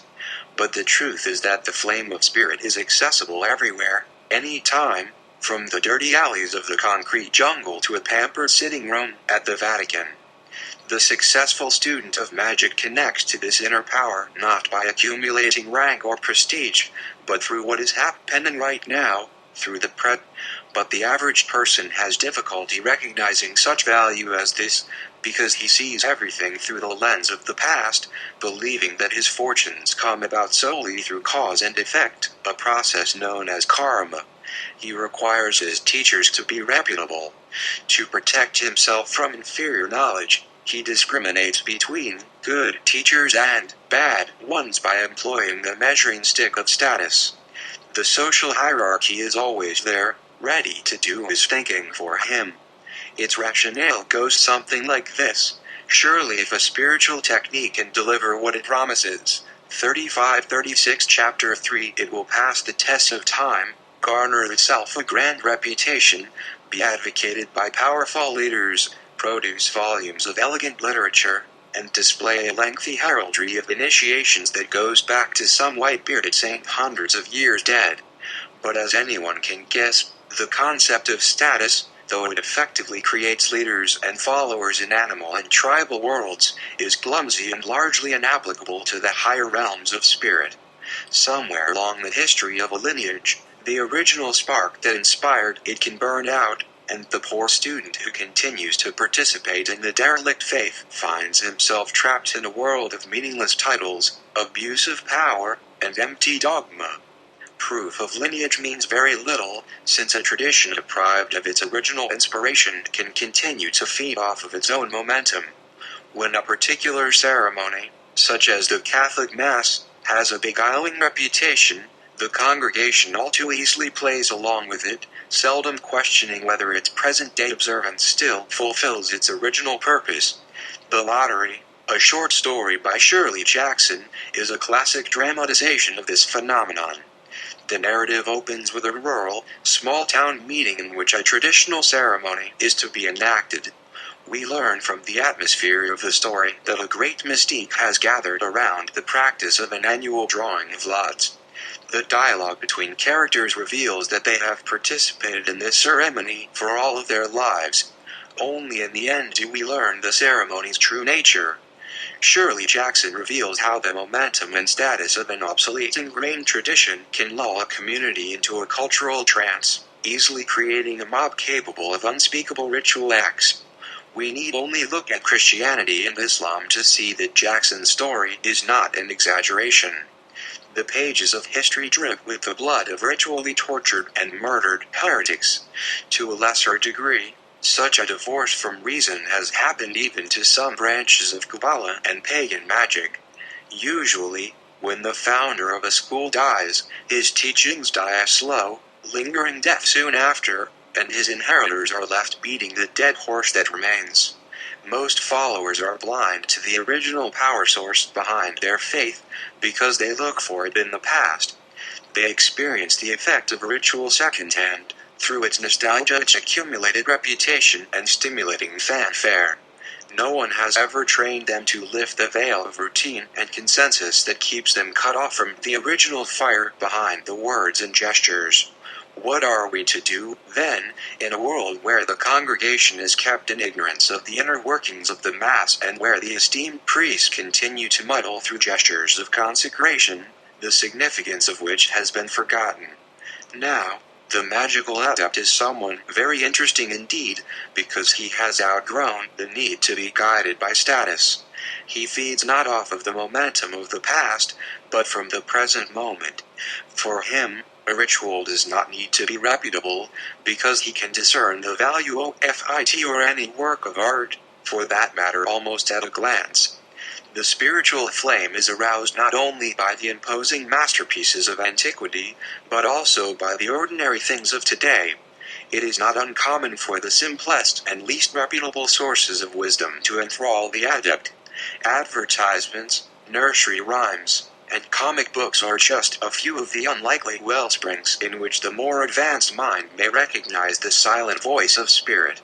The adept can see the impetus behind these art forms directly instead of secondhand through the approval machine.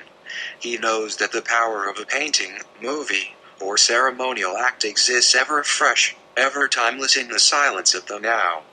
The next time someone plays a CD for you and asks if you like the music, note whether or not you have the habit of asking who the artist is before deciding whether you like the song.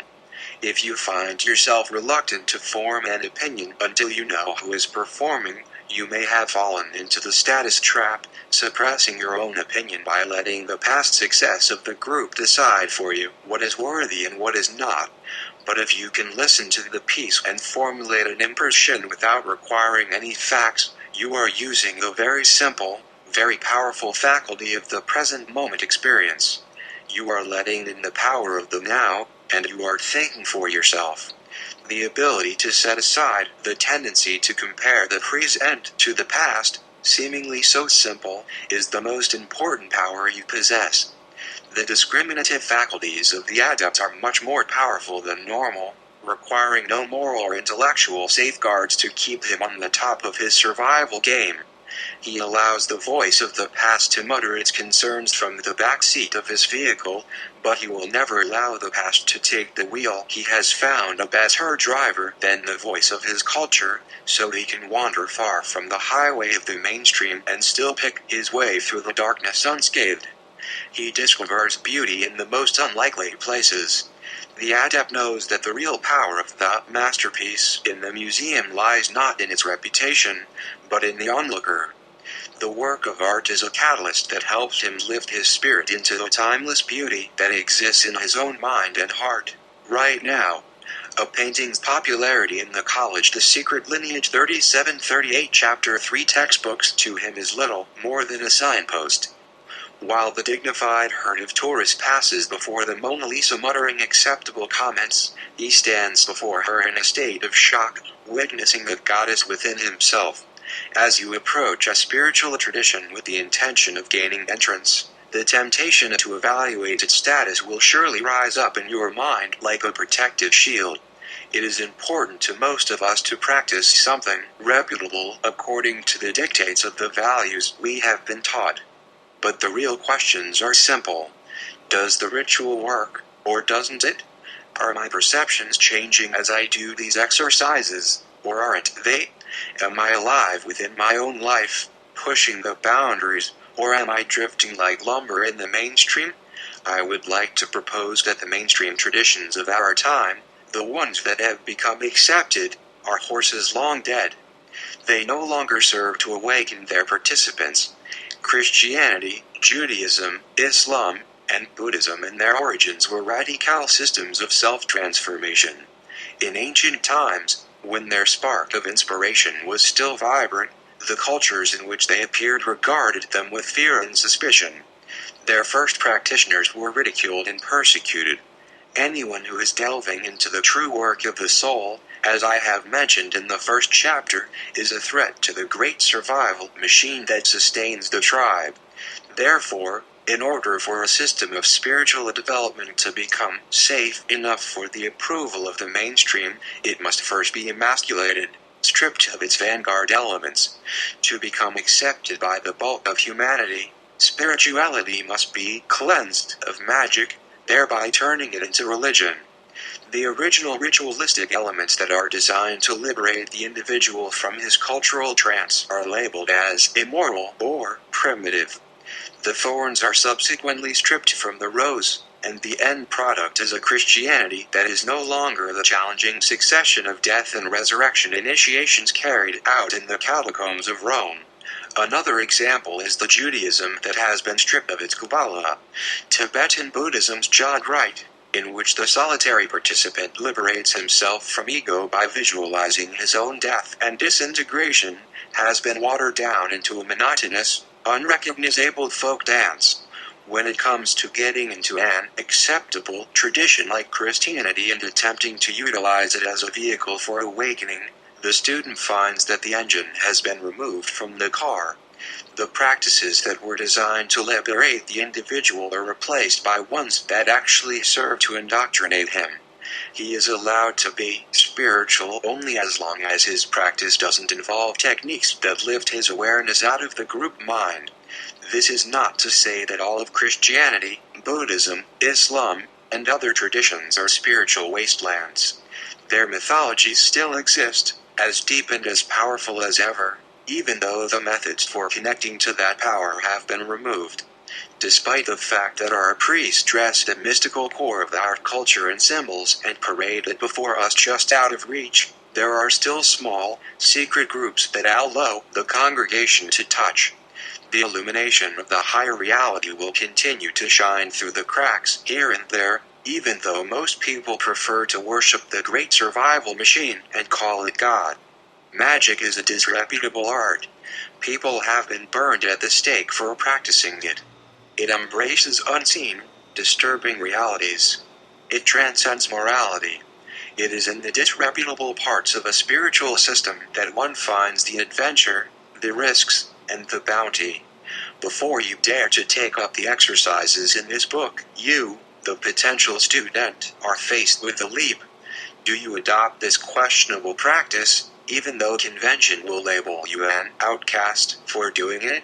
Such leaps are the means by which real change is created in life, and real disasters too. There looms before you a boundary of uncertainty.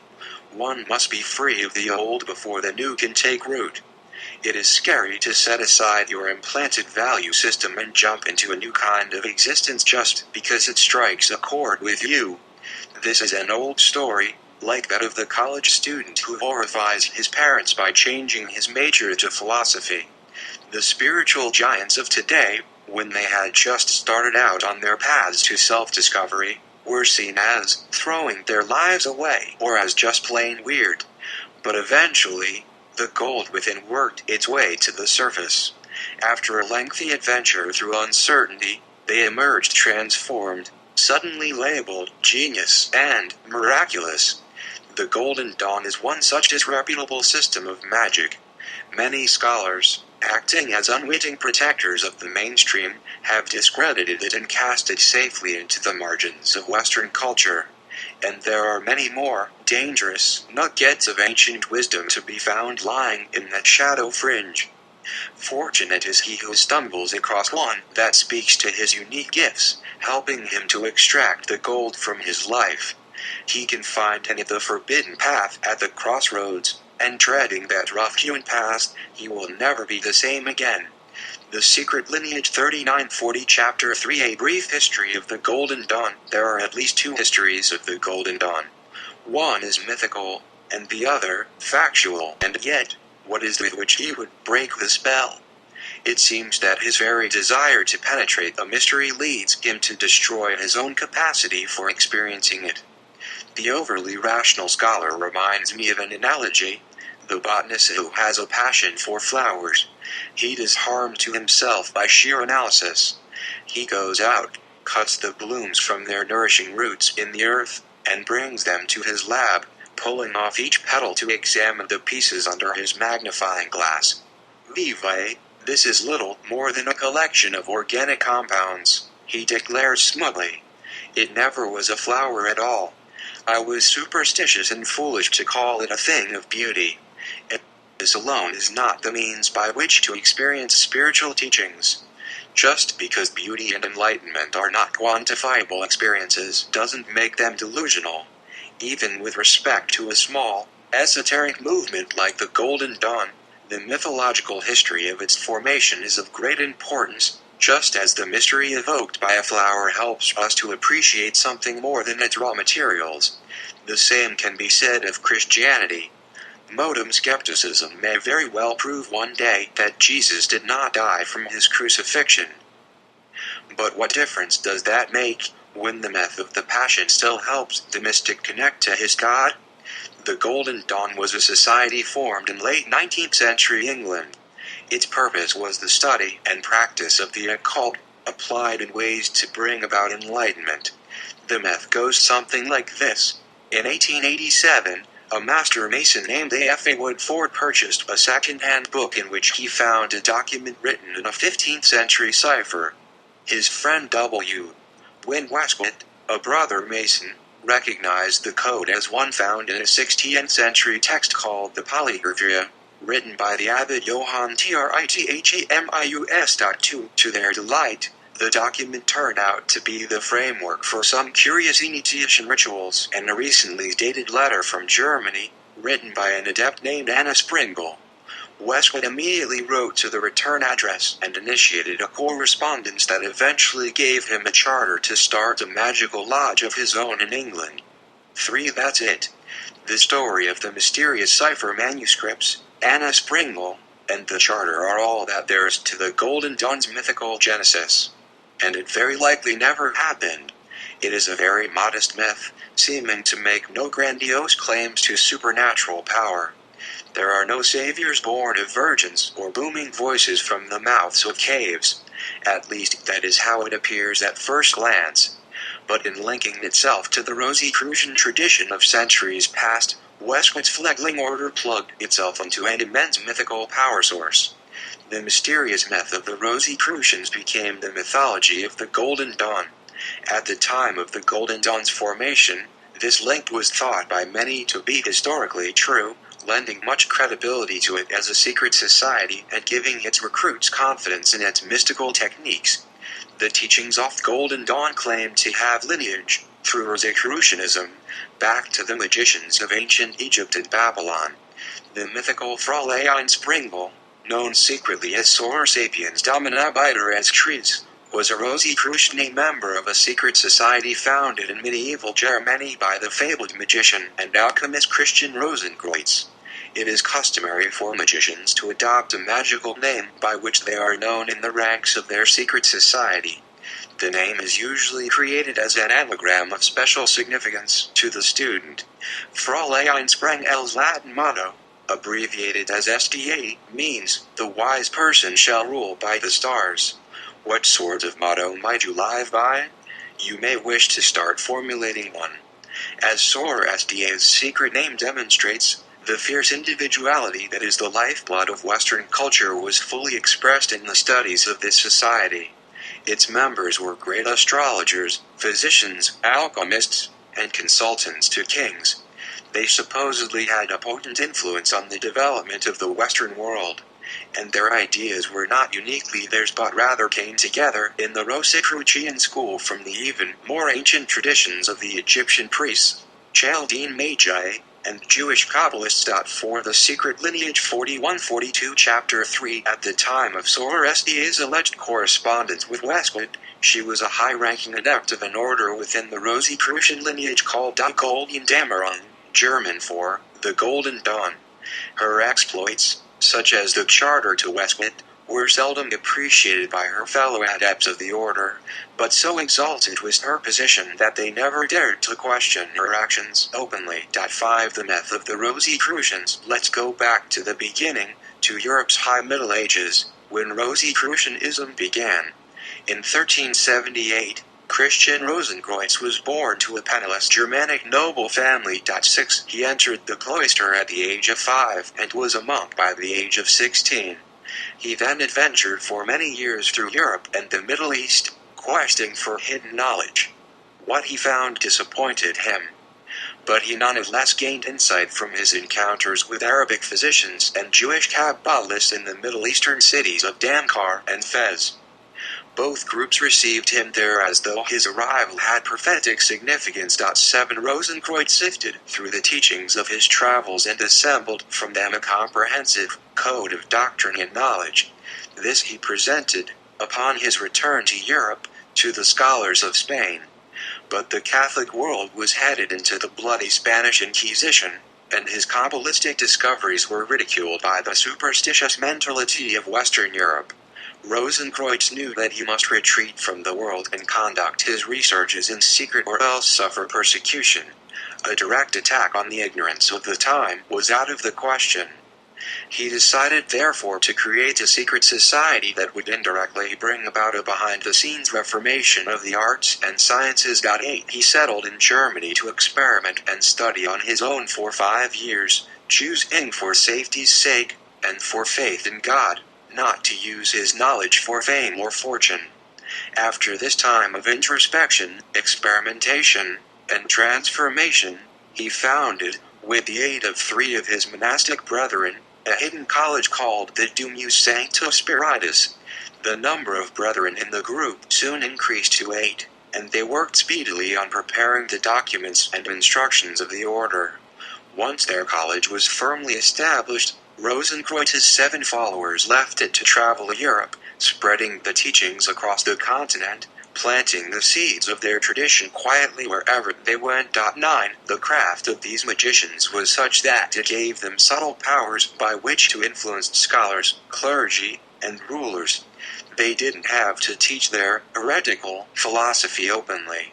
It was by their simple presence and through their example that they carried the light of Rosicrucian ideals into the heart of the European culture. Supposedly, this led to a flowering of the philosophy called humanism in the 1400s, which subsequently became the catalyst for the explosion of new thought that occurred in the Renaissance. The Rosicrucians, or members of the Order of the Rosy Cross, have always presented themselves as vast, invisible, and influential, pushing the alarm buttons of all kinds of conspiracy theorists. It may well have been that they existed, but most likely they were not as organized as the theorists would like to believe. Echoes of a pseudo-Christian Hermeticism exist throughout medieval history, a magical tradition based on classical values, Egyptian magic, alchemy, astrology, and the myth of the life, death, and resurrection of Jesus. All of this was tied together via the correspondence system of Kabbalah. 6 bylaws governed the conduct of the Rosicrucian brethren in their travels. These are the rules of the Rosicrucian Manifesto. 1. None of the members of the Order of the Rosy Cross should profess any art except that of physician. Note that healing the sick was not the aim of the order, but its cover. The fruits of alchemy were shared openly and without compensation, but the methodology of its magic was kept secret. 2. EACHMENBERSHOULDWERTHERMISCOUNTRYOFRESIDENCE.NO fancy, elitist trappings allowed. 3. All members should meet once per year on Corpus Christi Day. 4. Each member should seek a suitable pupil to succeed him. 5. The mark and seal of each member should be CR or RC. 6. The society should remain secret for 100 years. 10. As time passed, the mission of healing the sick was gradually passed on to the medical profession, no longer being a hallmark of order members. New members were accepted from all professions. The Secret Lineage 4344 Chapter 3 The secret inner workings of Rosicrucianism consisted of scholarly, magical, and contemplative techniques designed to afford mutual aid and encouragement in the working out of the great problems of life, and in discovering the secrets of nature, to facilitate the study of the system of philosophy founded upon the Kabbalah and the doctrines of Hermes Trismegistus, and to investigate the meaning and symbolism of all that now remains of the wisdom, art and literature of the ancient world. Christian Rosenkreuz was, among other things, an alchemist. By the sciences that he and his brethren practiced, he was able to greatly extend his allotted years on earth. At a time when the average lifespan was 40 years, he lived to the age of 106, and as he neared that age, he began to prepare for his own death. Before his time ended, the Rosicrucians added another rule to their manifesto, making the total number of bylaws 7. Each member was to be buried in a secret, unmarked location. 1. One could only speculate as to the reasons, but needless to say, the founder of the order disappeared without a trace when he died in 1484.13. The fraternity continued in his absence on the same college grounds for many years. In fact, 120 years after Rosenkreuz's death, a fascinating discovery was made, or so the story goes. One of the Rosicrucian brethren who possessed considerable architectural skill was supervising an expansion to the Domus Sancta Spiritus. In the process, he uncovered a memorial plaque in a wall, encased within the plaster, presumably of the founding brethren of the order. He respectfully had it removed so that he might see it placed on a more prominent monument in the cemetery. He had no reason to suspect that it covered the location of the founder's tomb, since the seventh rule of the manifesto forbade making known the place of one's burial. But as the workmen were removing the plaque from the brittle plaster, they discovered a secret door in the masonry. Chipping away the rest of the plaster revealed the inscribed letters Post CXX and NEOPHYTE, which translates to, "In 120 years shall I come forth." 14 The next morning, the brethren gathered outside the door without the workers present and opened it. A mysterious white light shone from the chamber within. Before them was a vault of 7 sides. The source of the pale radiance was a ball of light affixed to the ceiling, apparently chemical in nature, since there were no holes or windows to admit sunlight. In the center of the room rested a circular altar bearing brass plates on its surface that were inscribed with angelic names and images. Ls in each of the walls was a small door that contained books, scrolls, and various alchemical equipment, presumably lost documents of the order, greatly prized. But the most mysterious discovery was yet to come. When the brethren moved aside the altar, they discovered a brass plate in the floor, under which lay a body. There, in death, was Christian Rosenkreuz, in his secret crypt, in a nearly perfect state of preservation. He was dressed in the ceremonial white robes and adornments of the Rosicrucian order, clasping a mysterious scroll that later came to be known as the most valued document in the order. Book 1.16 Greatly renewed in their inspiration by the things they had seen, the brethren took the parchments and books from the vault and then carefully resealed it, leaving the body within to remain in its incorruptible state, where it presumably still lies today. 17 Scholars have tried to verify the existence of the secret society of the Rosicrucians within the context of medieval Europe, but nothing conclusive has ever been uncovered. Early medieval publications refer to a Father Iari as the founder of the order, but no link between that title and the name of the man existed until much later. There is no record of the learned men of Spain ever receiving a guest, such as Rosenkreuz, purporting to have knowledge of a secret doctrine that reformed the arts, sciences, and religion of Western Europe. There is likewise no record of a place such as the Domus Sancta Spiritus, a place where modest and secretive Physicians effected miracle cures. Is regarding a factual account of the Rosicrucian secret society, there is little evidence to show that it ever existed in any official capacity. Most scholars who look for clues look in the wrong places. They see the order as being mobilized for political purposes in secret castles connected with underground tunnels, and so on. Yet any sincere student of medieval occultism would acknowledge that an intense spirit of esoteric, Kabbalistic Christianity did lurk in the shadows of medieval Europe. This spirit emerged explosively in the Renaissance with the advent of the printing press and the resurrection of pagan philosophies. One has only to read Dante's Divine Comedy and the works of Shakespeare to discern the blatantly Rosicrucian cosmology and terminology. The genuine heart of the Western mysteries has thrived in the secret lineage 45-46 Chapter 3 The Shadows during age after age of misunderstanding. It thrives still. The tendency to see it as a secret society is the crude human way of trying to define it in terms of social hierarchy. It is too difficult for the factual mind of the researcher to admit that enlightenment can be carried in the heart of a culture, hidden in plain sight in the works of art and literature without ever shouting out its purpose directly for all to hear. Artists and mystics speak a language to which the average person is deaf. It is held by some that the members of the Rosicrucian secret society are simply all legitimate initiates of the Western esoteric tradition. Central to this tradition is the medieval symbol of the Rose Cross, the Calvary Cross of Christ, from the center of which blooms the rose.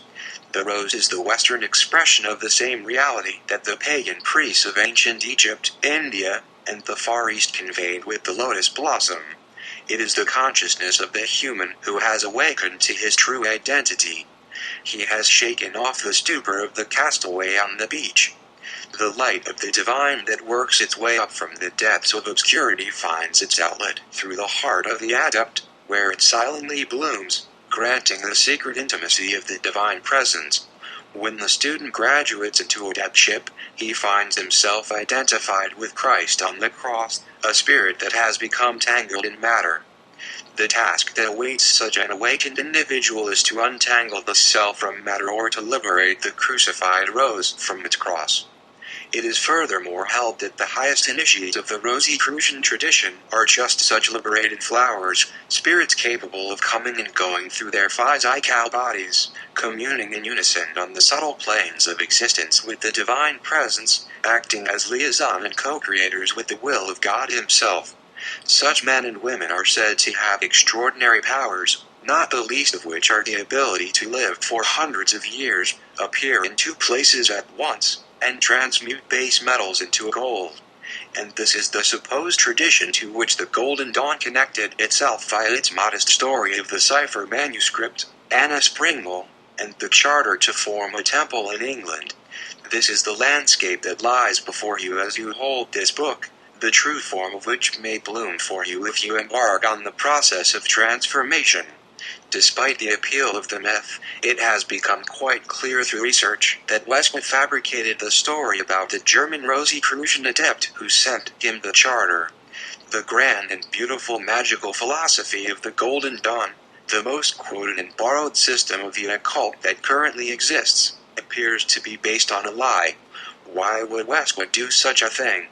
Let's try to take a look at it from his view, if we can. Westwood was a Freemason with heavy spiritual and occult leanings who was dissatisfied with what Freemasonry had to offer in stodgy Victorian England. In his studies, he was highly aware of the Rosicrucian spirit that pervaded his subjects of interest, yet the lineage of that spirit remained unverifiable to him and his contemporaries. This at a time when scientific analysis and fact-finding were stomping like heartless gods across the West in the form of the Industrial Revolution. The role models of the Victorian era were men of facts, lineage, and historical accuracy.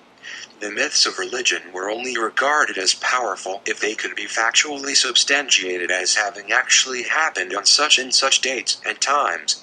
The story of Jesus, for instance, only had credibility if one could refer to the facts and see that, yes, a man named Jesus of Nazareth was crucified on Golgotha in the year AD 33, and that, yes, the tomb of Jesus was found empty. If evidence had been found that Jesus did not die at his crucifixion, evidence that does exist, by the way 19, the faith of many Christians of that time period would have been deeply compromised. Such a mindset, which plants its foundation on fact, paradoxically cuts itself off from its roots in the realm of myth. It isolates the individual from the power of fiction, from his own imagination. The person who founds his confidence on his past denies the power of the present moment. Few would doubt that great truths can be transmitted through a good drama. But who would dare to leap at forming a spiritual tradition based on fiction? People don't want their prestige to be based on fairy tales. They want status, lineage, and a heraldry of great teachers that proceeds somehow unbroken from the dawn of time, a pecking order with verifiable credentials. It is my belief that Westwood was faced with the task of bringing the spirit of Rosicrucianism into a school of people who were of this difficult mindset, a seemingly impossible task. His own scholarship had failed to uncover a factual Rosicrucian society in the spiritual undercurrent of the West. His contemporaries were mired in the thinking of the time, and they would certainly not value pure insight without evidence. For the average man, it is not enough to trust in inspiration. He must have some external sort of prop by which to apprehend that power source, even though the power comes not from the object, but from within himself.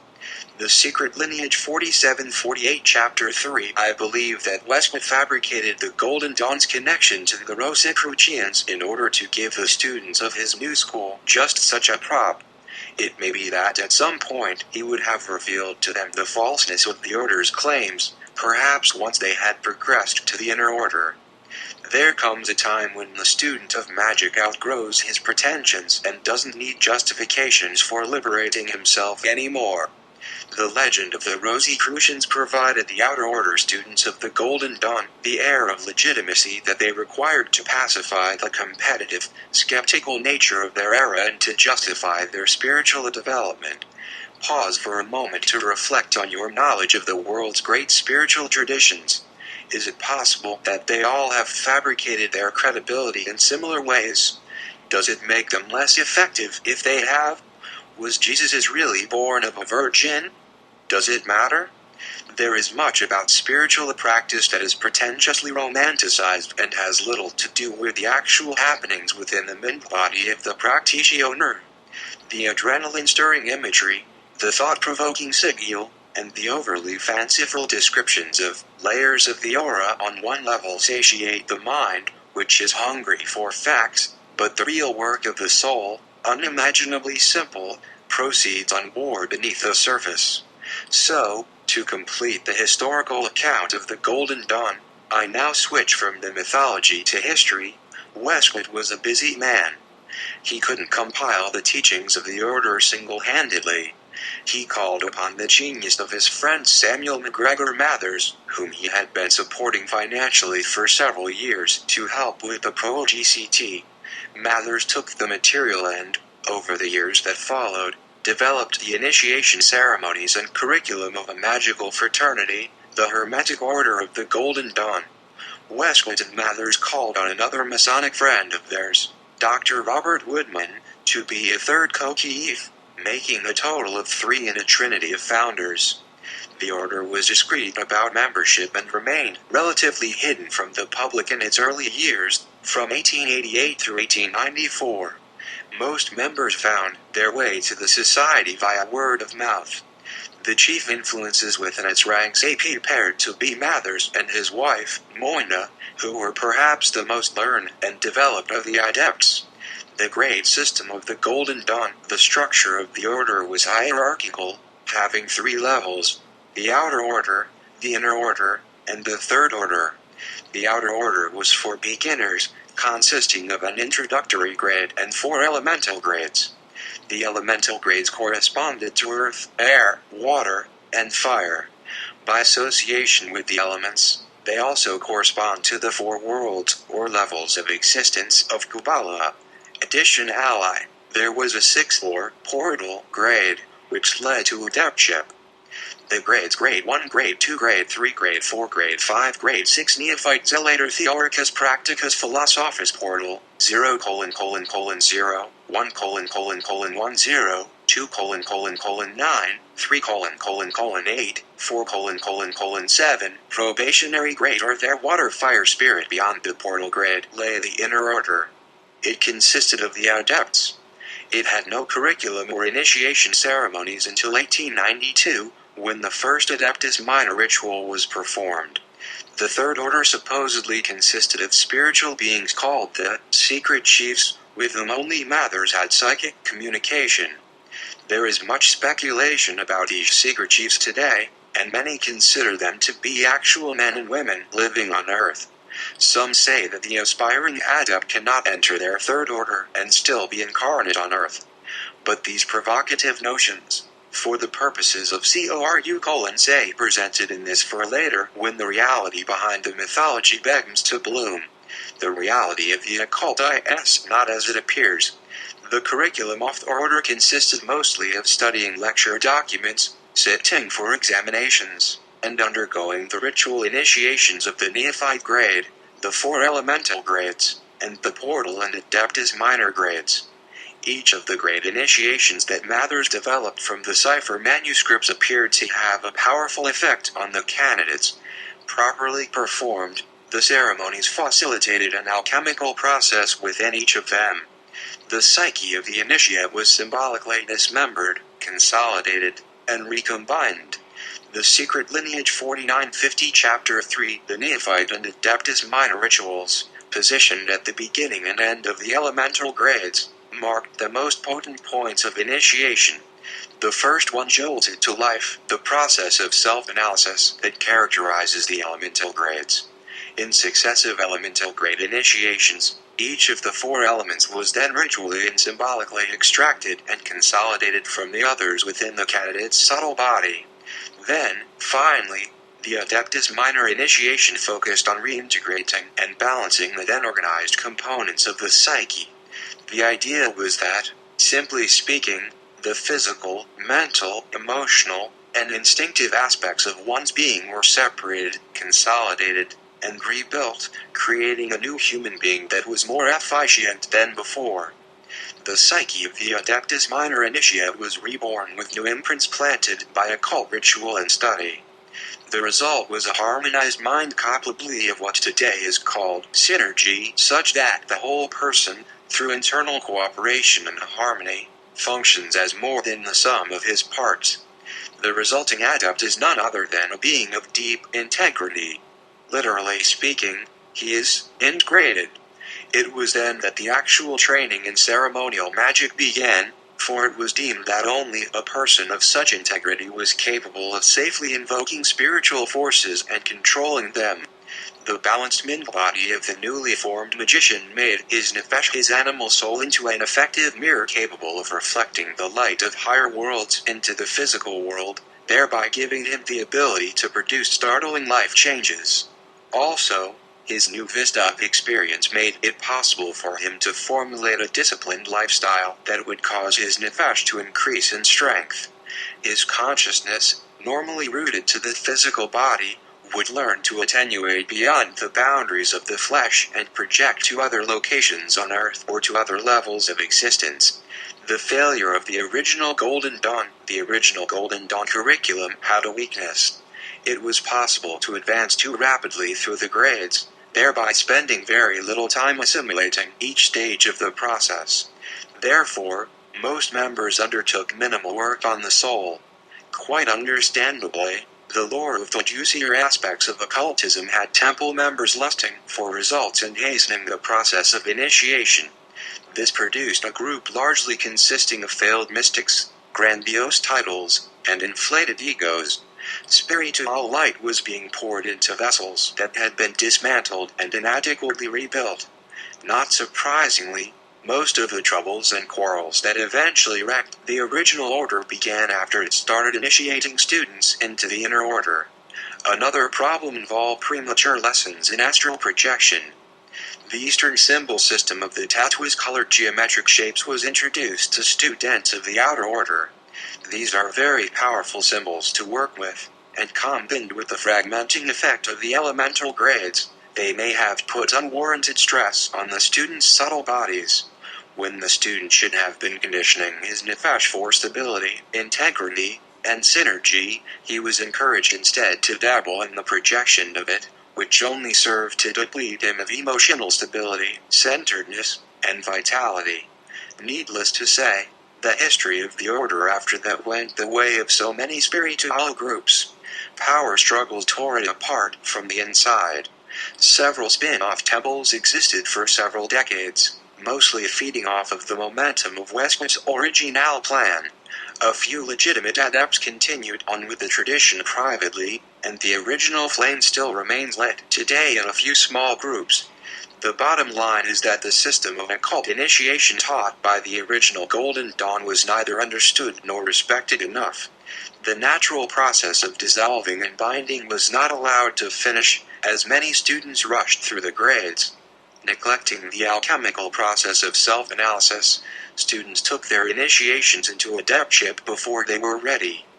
The reintegration part of the process failed and left instead only a brief euphoria, an inflated ego, and exaggerated psychological complexes. Mathers himself was a classic example of ego inflation. Despite his immense expertise, he fell prey to the grandest notions of his authority in the order and demanded absolute personal loyalty from all of the students. An improved curriculum. It is evident today that a few people have learned from history. The value of the Golden Dawn system is recognized still and is taken more seriously than before. There are now revised curriculums that check the advancement of outer order students to assure a thorough alchemical transformation. The work of becoming an enlightened being requires more than the influx of spiritual light. The physical, mental, intuitive, and instinctive aspects of the mind. The secret lineage 5152 Chapter 3 must be prepared for that influx. The work of the outer order is a slow, thorough, and sometimes painful preparation for this event. It requires restructuring the way one functions on all levels. Not everyone who starts the process will make it through. If you dare to begin, it is important to take seriously what is happening every day and thoroughly examine every issue that arises. Impatience is the first demon to deal with, and many such potential setbacks must be dealt with along the way. If you wish to dispense with the fantasies and pretense of occult practice and take up the steadfast work of the soul, it is recommended that you focus on the outer order work exclusively. Attempting anything before its time will just hinder your progress. The curriculum in this book, as I have stated before, is a carefully improved version, which takes into account the failings of the original order. First of all, it provides a minimum number of months for each grade, giving your daily rituals adequate time to induce change. Second, I have added imagination exercises that are specifically tailored to stimulate the level of the soul that corresponds to your current grade. Third, you are required to keep a journal of your experiences, and to this I have added specific topics that must be reported on at key times. This new grade system makes sure that the rituals stimulate your dormant faculties and that additional control measures help to keep the ego in check, guarding against inevitable imbalances. And finally, the elemental initiations are facilitated not by the group ceremony of the magical lodge, as in the original Golden Dawn, but by a solitary Kabbalistic technique that does a much better job. Dion Fortune, one of the most notable occultists of the 20th century, hinted at this technique in her occult fiction when she spoke of building 4 trees into the subtle body, and of the student using the symbol of the tree of life to pick up the forces from the earth center and draw them up the centers of the spine. These form the basis of all that follows. Only those who can do this can do magic. We in the West work with a tree. In the East they work with flowers, but it is the same thing. Why? But this doesn't tell us very much. The earliest Golden Dawn adepts were bound by initiation oaths and kept from disclosing the most effective techniques of the order. Fortune is referring to an advanced form of an exercise called the middle pillar, in which the student superimposes the 10 spheres of the tree of life upon his body, similar to the way that a tantric yogi of the East envisions the flower-like chakras blossoming in his spinal column. The spheres of the tree represent the unfolding stages of the universe. They also represent those same stages in miniature, within the development of a human being. In theory, visualizing the tree of the universe within your body serves to link your own powers to those of all creation. Furthermore, there are 4 such trees of life envisioned in Kabbalah, each of them corresponding to one of the 4 Kabbalistic worlds. The 4 worlds are levels of being that exist between God and humankind. The lowest is the physical world, occupied by our bodies and by elemental spirits that exist within matter.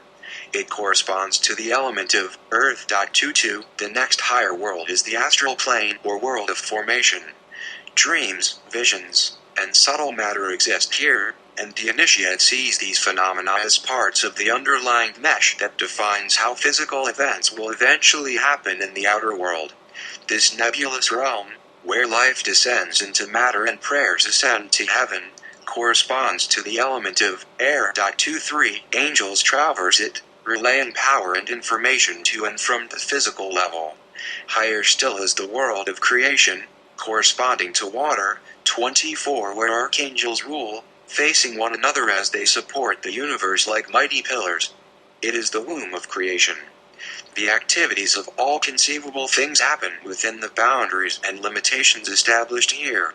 The highest world is that of the emanation, or singular fiery essence, C5, which burns in a realm beyond human comprehension. Israel Regardai is the author primarily responsible for revealing the secrets of the Golden Dawn to the world. His book The Golden Dawn, however, reveals mostly the framework and the philosophy and tells little of the most important techniques of transformation. regard I did manage privately to teach the middle pillar exercise the secret lineage 5354 chapter 1, 3 that calls upon all of the four worlds at once. 26, but this is a rather monumental task for the inexperienced beginner. In his book The Middle Pillar, he only goes as far as dropping a hint. Tradition gives us several scales of color, all of which are of equal efficacy. 27 in 1969, R.G. Torrens published the vital clue to the proper use of the middle pillar exercise in the four worlds. This is known as the technique of the middle pillar. The glyph of the tree, which you should now be familiar with in all its 5 color scales, as in the Minuta Mundum and four worlds, is the key. 28 It is best for the beginner to build up the colors of one tree at a time, one in each elemental grade. Each tree of life represents a ladder to the next higher world, and therefore to the next grade. By assimilating the colors of one tree at a time into your aura, you are scaling the height and breadth of our soul, from the outer world of physical action to the inner worlds of formation, creation, and emanation. As you build tree upon tree, you draw closer to the essence of our being. The student, in this self-initiation course, starts his journey through the elements not by undergoing the lodge ceremony of the Zelator grade, but by daily superimposing upon his body the tree of life as it corresponds to colors of the Loa Kabbalistic tree. This more effectively draws out the consciousness of the earth element, that he may analyze it and reintegrate it more effectively into his identity. Then, in successive grades, he likewise formulates the trees of higher and higher worlds, producing and assimilating the lessons of the other 3 elements. This little-known method of self-initiation I now pass to you. My contribution to it is to relate the different levels of the tree more directly to the stages of the universe as it unfolds from the Big Bang into matter, life, humanity, and beyond. Additionally, I have added the Kabbalistic concept of the Selim, or image. Kabbalists hold that the countenance of the Creator is reflected in each of the 4 worlds. As it is said in the book of Genesis that man is created in the image of God, so is our physical body regarded as a reflection of God within the material universe. In other words, the descending influence of the divine creates an image reflected in each of the 4 worlds, and the end result in the lowermost world is you. Kabbalah also teaches that there has been some kind of divine accident in which the image, at least in the lower worlds, has been shattered into conflicting pieces. The task of the mystic and the magician is to reassemble the pieces. As you pass through an elemental grade, you will call upon the tree of one, the 4 Kabbalistic worlds, and use it to reconstruct the broken Selim in that world. The step-by-step techniques enclosed in this book will more than adequately awaken the latent trees within, helping you recover your lost knowledge. Each tree corresponds to one level of our evolution through matter. These 4 divergent trees of life, these 4 images of God, you will eventually unite under the rulership of one transcendent entity, your divine aspect, which transcends the fourfold nature of matter. Following is a brief description of each grade that lies before you, Neophyte. This is an introductory grade.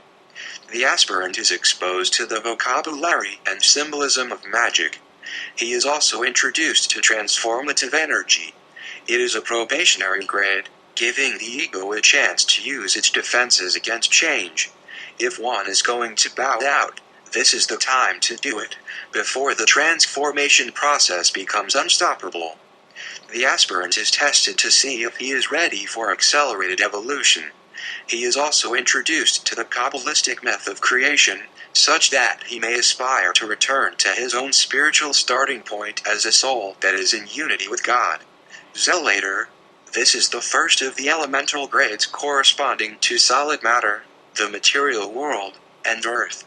Home, money, health, and other physical issues are dealt with in this grade. Attention is directed to the physical body and material life. The driving forces of biology are revealed.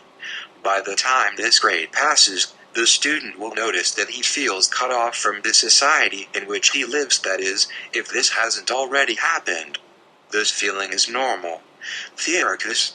This grade corresponds to the element of air and also to the realm of the rational mind, the ego, and social life. Attention is directed toward thoughts, beliefs, and automatic behaviors. There may come a sense of elevation and a feeling that the material world is simply one room in the cosmic house in which we live. Practicos. This grade corresponds to the element of water, to human adaptability, to emotion, to intuition, and to the tools with which the magician does magic. The basis of magical power is revealed, that a human can mold his internal vision of the universe to produce external changes. Attention is drawn to the secret lineage 55-56 chapter 3 to skillful means of achieving results in one's life. By the time this grade passes, the student may gather some sense of the power of perseverance inherent in water. The relentlessness of water, flowing where it needs to flow without effort, changing shape to achieve its goal, is a force more powerful than the brief outbursts of forcefulness to which we as animals are accustomed. Philosophus. The last of the elemental grades corresponds to fire. Power and passion are emphasized here, a drive to be successful and to engage life ensues. There also arises a temptation to abandon occult practice and stay in this worldly mode. Portal. This grade summarizes and combines the experiences of the elemental grades. It corresponds to the fifth element, spirit. The analysis process that happened in the elemental grades is reversed, and the components of one's being are recombined to be offered up in sacrifice to the higher self. The curriculum offered in this book is not for the faint of heart. Practiced successfully, it gradually uncovers the reality of one's spiritual nature. The dead-end habit of developing happiness that is dependent on circumstances will be seriously challenged. There is nothing entirely new presented here. As I will demonstrate in my source material, everything that any student on any path has needed to succeed has been published for some time already. The trick to successful transformation is not to be found in some secret, undisclosed material, nor is it to be found in the bizarre initiation rituals of a formal temple or lodge. The secrets of transformation are limitation and perseverance. Presented here are exercises and projects that you are to do exclusively, all other spiritual work being set aside.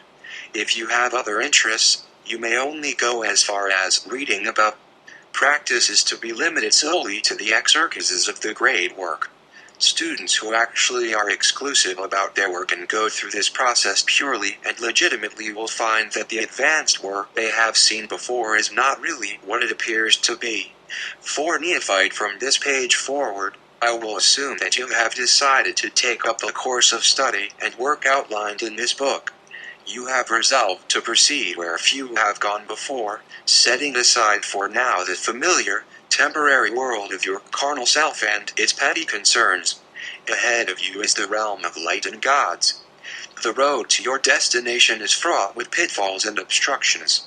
Resolve to establish enough momentum to finish the journey you are starting, no matter how dark or tedious the landscape. The hardships ahead are only the denizens of various inner realms, testing your mettle, transmuting you into something more than human. The goal of the outer order grades establishing discipline, then, is the most important theme now. In the neophyte grade, you will do daily ritual, daily grade exercises, and regular study. Undertake the routine outlined in this chapter with full devotion. If you should find yourself weak in maintaining it, then this grade is to be the test that determines whether you are capable of making meaningful and lasting change. By the time the assignments of the neophyte grade are half completed, make sure that you are performing the rituals every day without exception. Your practice, by the time you reach the Zelator grade, the first of the elemental grades, should be so strong that nothing can keep you from your daily ritual performance. An unwavering persistence will enable you to fend off resistance and push through when obstacles arise. And they will arise. Your animal soul will begin resisting your efforts, fighting to keep you 57-58 chapter 4 in a life of conformity.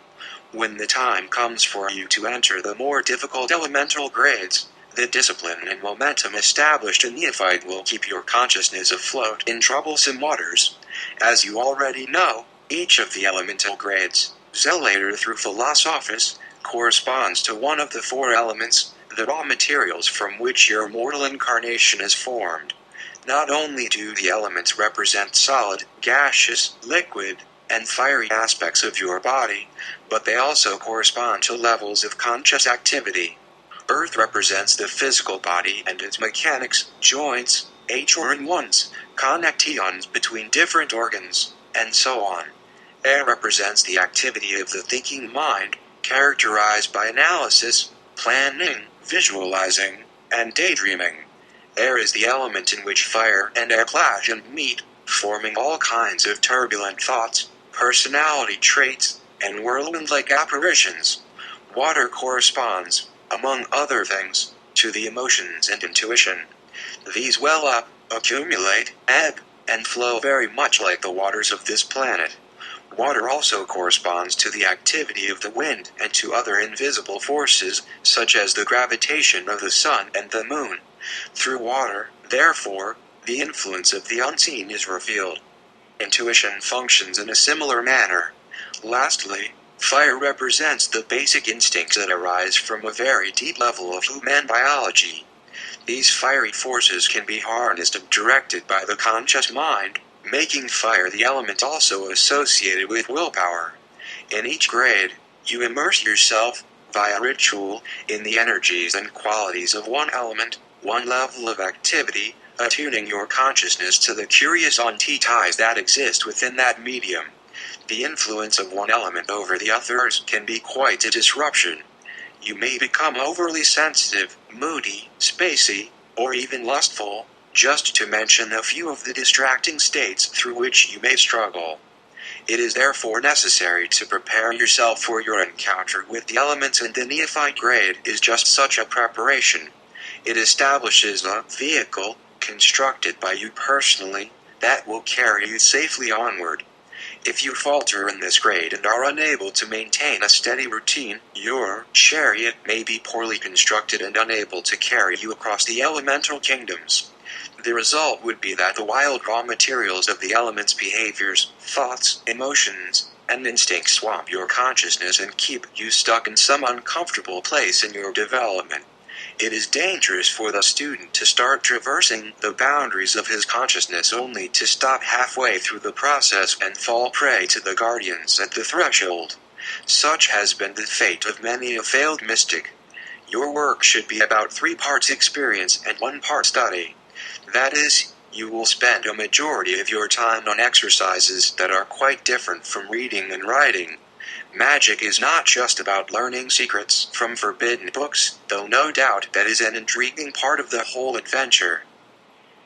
It is about working tirelessly and applying those secrets to transform yourself into something more. On one level resides the theory and flowery rhetoric, on another level happens the work of applying that theory, and on yet another there is the churning, restless chemistry of change that stirs to life within your psychosomatic cellular network. So, if you have adopted the notion that studying these ancient mysteries means being the master of some vast, dusty library, fussing over every correct detail of the initiation ceremonies, and having perfect recall of every astrological correspondence, then now is the time to abandon that image. The magician is not merely a scholar. I have met several people whose book knowledge of magic is almost beyond belief, but who nonetheless have no practical experience with the forces described by their own sophisticated vocabulary. It is not necessary that you memorize every detail of your studies such that you can quote line 5 of page 230 of Regardi's The Golden Dawn. Learn well the material and principles of Hermeticism, yes, but above all, practice, practice, practice. Do the daily rituals. Do the journal topics and grounding exercises. This might come as an affront to some of the more intellectual students of occult. One of the comforts of magic is the illusion that knowledge is power. Knowing the principles in terms of a philosophy is soothing to the intellect. But to regard the memorization of a philosophy as the fruit of your magical work is a mistake. A system of thought can never take the place of spiritual experience. By engraving the studious aspects of the Golden Dawn system of magic into your mind, you are not achieving the goal of the great work, but only the means to it. You are reshaping your thought processes, your habitual emotions, and your physiological responses such that they may one day fuse together into a magical instrument, an embodiment of the Hermetic philosophy. What you do with that instrument is entirely another matter. One of the meanings of the term philosopher's stone is to have one's principles concretized into the physical body. And that is only the beginning. NEOPHYTE 5960 Chapter 4 The goal of the inner order grades. Years from now, if you successfully traverse the elemental grades, you will likely find yourself jumping to a higher level of activity, that of the inner order. Your mind and body, ingrained with the principles of Hermetic philosophy, flare to life, and you begin to put those principles into action. The forces dealt with then will be like nothing you have ever studied. The practice of magic is a different world than the study of it, just as designing a roller coaster is of an entirely different order than riding one. Both may be fun, but the architect doesn't really know what the ride is going to be like until he finally straps himself in. But this ride, wondrous as it may be, has not been created for your amusement. A new goal will assert itself. The work of the inner order is to surrender the control of the ride to your higher self, to make your brain and body into an embodiment not of a philosophy, but of your divine aspect. And that higher self will, in turn, create for you a new and different physical body. The light of the Godhead comes down directly to bear on the physical frame, and simultaneously the physical frame rises into the light of the Godhead. Imagination exercises have been proven to change the way the body builds itself. The activity of the nervous system produces molecules called peptides, which affect your whole body. Whether the brain is imagining an experience or perceiving it physically, it makes no difference. The same peptides are produced, and these drug-like particles attach to receptors of all of the cells in your body, telling them what to prepare for and how to build themselves. The nervous system is not merely an electrical communication network, but a molecular one as well. So, the goal of the great work is not to know the divine, but to become it. The adept is someone beyond human, so much so that his physical body begins to show signs of his attainment. His transformed mental body is capable of slowing its own aging processes, of sensing levels of reality that exist beyond the physical, of projecting its astral body, and of becoming the co-creator of its environment through the manipulation of the astral plane. All these things are possible. The neophyte grade on the tree of life. As you progress through the grades, you may have the sensation of rising through higher and higher levels of being. Each grade of the Golden Dawn is assigned to a position on the Kabbalistic tree of life that is, all but one grade. Neophyte, or 0 equals 0, is nowhere to be found on the tree. It is the first grade of the outer order, but it is not below Zelator or anywhere else in particular. No grade is really higher or better than any other. Neophyte, though it is for beginners, is in essence the most important grade. It has all of the other grades concealed within it. Though it is non-traditional to say so, I view the 0 equals 0 grade as corresponding to Kether, the highest sphere on the tree of life, which in turn corresponds to the highest Rosicrucian grade, Ipsissimus. The divine energy you are calling upon in the neophyte rituals is of the purest nature, represented by white light, just as the color correspondence of the highest sphere on the tree is shown in the required reading for this chapter as white brilliance. Additionally, the neophyte meditation takes as its focus the geometric point, which is another correspondence of Kether. The neophyte, though he is in the beginning stages of the great work, has the power of the Godhead slumbering within him. The high-ranking adept, who has finished the great work, has that same power awakened. Both stand in the same place. The journey through the grades transforms the student into a magician even as it brings him right back to where he started. For this reason, It is necessary from the very start to call upon the highest level of purity and beauty that you can possibly envision. The first visualization performed in the lesser banishing ritual of the pentagram is designed to help you aspire to the highest, purest light. Your mind is to seek out its most primal beginnings, which are believed to be in an immortal unity with God, for lack of a better word. Those beginnings are not thought of as existing in the past, per se. They exist within the present moment, and it is in the here and now that you will use ritual techniques to contact your own essence, the silent voice of the higher self. Following is a mythological account of the creation of the universe. By no means does it claim to be the truth about how things have come to be. The moment any student seizes upon such a story and claims it to be the one true account, he has lost his focus and his mind. However, words can be crafted in such a way as to bring the reader into harmony with the invisible light behind his imperfect perceptions. Stories like this one provide a setting within the imagination where connections to NEOPHYTE 6162 Chapter 4. The grades higher worlds become real. The student will aim to use imagination, drama, and ritual to contact and manifest his highest aspirations. Periodically read this story and other creation myths to give yourself a vision of the cosmos that will assist you in attaining a sense of the primal unity behind all things. A hermetic genesis, it began before the beginning. The vast sea of light was in a state of perfect unity, without edge, without boundary, and without division. This was the clear light of Buddha consciousness and the Ein Sof, or light without end, of Kabbalah. There was no possible idea of striving for and attaining anything, since all was wholeness, the very concept of unity itself being meaningless in an existence absent of separation. There was only the unending light of consciousness, and it existed as perfect bliss and contentment. It knew no objects. It was the perfect suffusion that cannot be touched or disturbed. All was mind. Impossibly, in the midst of this perfect peace, there arose a restlessness. For some reason, the all-mind struggled to perceive self. It moved within itself to obtain a vantage point from which to survey its own limitless being. And that was clearly not possible, since no division between self and not self yet existed. Where could it go to see itself if it had no edge, no realm outside of its own limitlessness? So, within the vastness of the all-mind arose a plan for self-division. The ocean of limitless light opened a vortex in its midst. The ultimate of creative acts was committed. The all-mind played a game of deception with itself, comparable to hide and seek.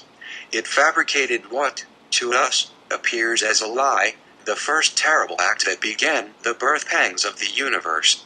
It began to create a make-believe place within itself that was different and other from itself. If there were such a place, perhaps then the all-mind could obtain some vantage point from which to see its own countenance or reflection. Such self-division was not really possible within perfect unity, but this was a game, after all. In response to this plan, a vast cave of darkness appeared in the midst of the light, surrounded by a vortex of celestial fire. The darkness was a terrible place, filled with the mystery of emptiness and chaos. Great rolling waves of light buffeted the edges of this chasm in the midst of the all-mind. Their undulating coruscations of fire caused terrible storms in the darkness. Light and shadow agitated each other in such a way as to create, in their interplay, a seething broth of natural forces, the stuff of the primordial universe. In Egyptian mythology, this broth is called Nun, and it is envisaged as a vast ocean of ooze from which all things in the physical world are congealed by the laws of God. And the all-mind used light to exert pressure against the boiling darkness, attempting to impress the primal substance with its image. But the primeval mixture was too weak to contain the force. NEOPHYTE 6364 Chapter 4 of the all-mind. It lacked sufficient resistance, firmness, and structure.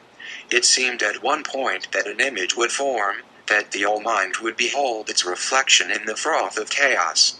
But that was not to be. In the midst of the chasm, there was a mighty explosion, the Big Bang, as we call it in modern cosmology. It spewed forth broken pieces of the darkness, and they fell into the depths of the chasm. The shards were not what they appeared to be, but in this great drama of make-believe, they took on the role of terrible angelic beings that fell into the darkest, most light-deprived recesses of the universe. To the edges of all things they fell, and there they lived and thrived on deprivation, spinning a web of darkness that formed a shell around the cavern, a terrible boundary that became their kingdom of strife. These dark angels became the lords of illusion, of all separation and the dividing lines that distinguish one thing from another. They obscured the whole of the chasm from the divine radiance. They are the creators of physical laws, of isolation, of conflict and extremes. They carry within them the echo of that horrible cataclysm that cast them down when the darkness was shattered by the light. They are beings of unbalanced force, and they oppose the plan of the All-Mind.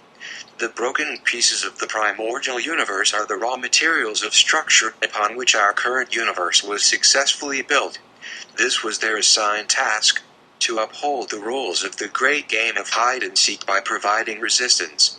Their counterforce made it possible for a second attempt of the divine to succeed. Because of their resistance, the All-Mind managed to suffuse the primeval ocean with its power the second time around. And so the processes that would eventually lead to life were set into motion. The drama of creation had begun, and along with those dark fragments had fallen sparks of light, beautiful envoys of the All-Mind. These were centers of pure consciousness, angelic beings who willingly flung themselves into darkness in hopes that, like seeds, they might take root in matter and grow into conscious beings capable of acting as direct instruments of the All-Mind within its creation. They fell into the midst of matter, but simultaneously they remained untouched by it, existing in a higher and yet parallel dimension. Matter was part of the great illusion created by the All-Mind, and these angels of light were like specks of truth amidst a smoke screen of deception. As it is said in the New Testament, "And the light shineth in the darkness, and the darkness comprehendeth it not." 1:5. These beings, it was hoped, would germinate within the bodies of worthy creatures. They would naturally pair up and become parallel with emerging and evolving life forms that were capable of acting as their eyes, ears, and hands. Using such creatures, they could bridge the gap between the All-Mind and its creation. They would be aware of both the make-believe game of creation and the truth behind it at the same time. They could be the means by which the All-Mind might catch a glimpse of itself reflected in the wild darkness. The plan, in this way, proceeds toward completion today. A test neophyte is a probationary grade. The aspirant is exposed to the vocabulary and symbolism of magic. He adopts a new way of life and dedicates his time and energy to the goal of obtaining communion with his higher self, that self-same divine spark of light. He is introduced to transformational energy. For one thing, he is finding out if magical work is right for him, and the neophyte grade gives the ego a chance to wage its war of resistance. If the student is going to bow out, this is the time to do it, before the process of change becomes irreversible. Neophyte is a test to see if the student is ready for accelerated evolution. Those who fail to complete this grade often have succumbed to one of the defense mechanisms of the ego. And that is fine. Better to stop the great work in the first grade than stifle the alchemical processes of the elemental grades halfway through the transition between human and more than human. If you find the unenlightened state of mind undesirable, you will find it even less desirable to remain stuck between worlds. The demons that surround the prison house of the human world are the inhabitants of a transitional realm, the boundary of your material prison. It is best to deal with them in a passing manner as you liberate yourself from confinement. Inside the prison grounds, you are relatively safe in the folds of the collective cultural trance. Beyond the watchtowers of the perimeter, you are safe because you are beyond the reach of all harm. But while banging on the doors, confronting the guards, and dragging yourself free of their restraints, you are in temporary danger. The battle is only worthwhile when you proceed tirelessly all the way through it to the liberation beyond. Backsliding and wallowing are terrible in this kind of work. Neophyte 65-66 Chapter 4 The daily routine of rituals in Neophyte will take an estimated 30 minutes. It may sound like a simple matter to set aside that much time, but be wary. There are unrecognized aspects of yourself that will soon stir to life. The domineering animal soul that keeps you from knowing yourself will become agitated once you shine light into its lair. You may have to exert considerable effort to overcome its resistance. Consider for a moment the mythology of dragons that hide in caves and guard secret treasures.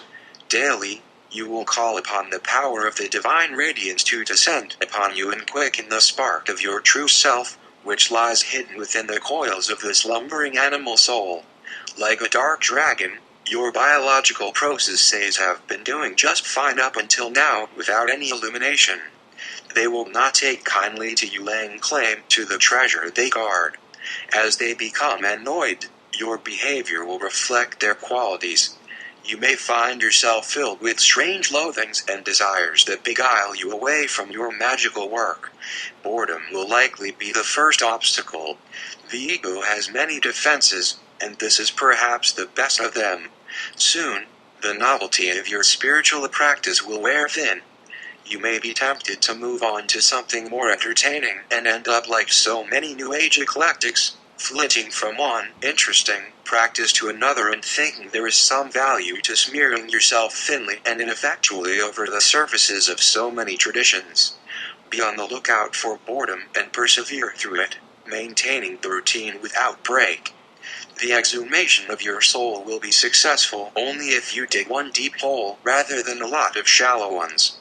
Daily ritual is the centralmost activity in your life that will generate change.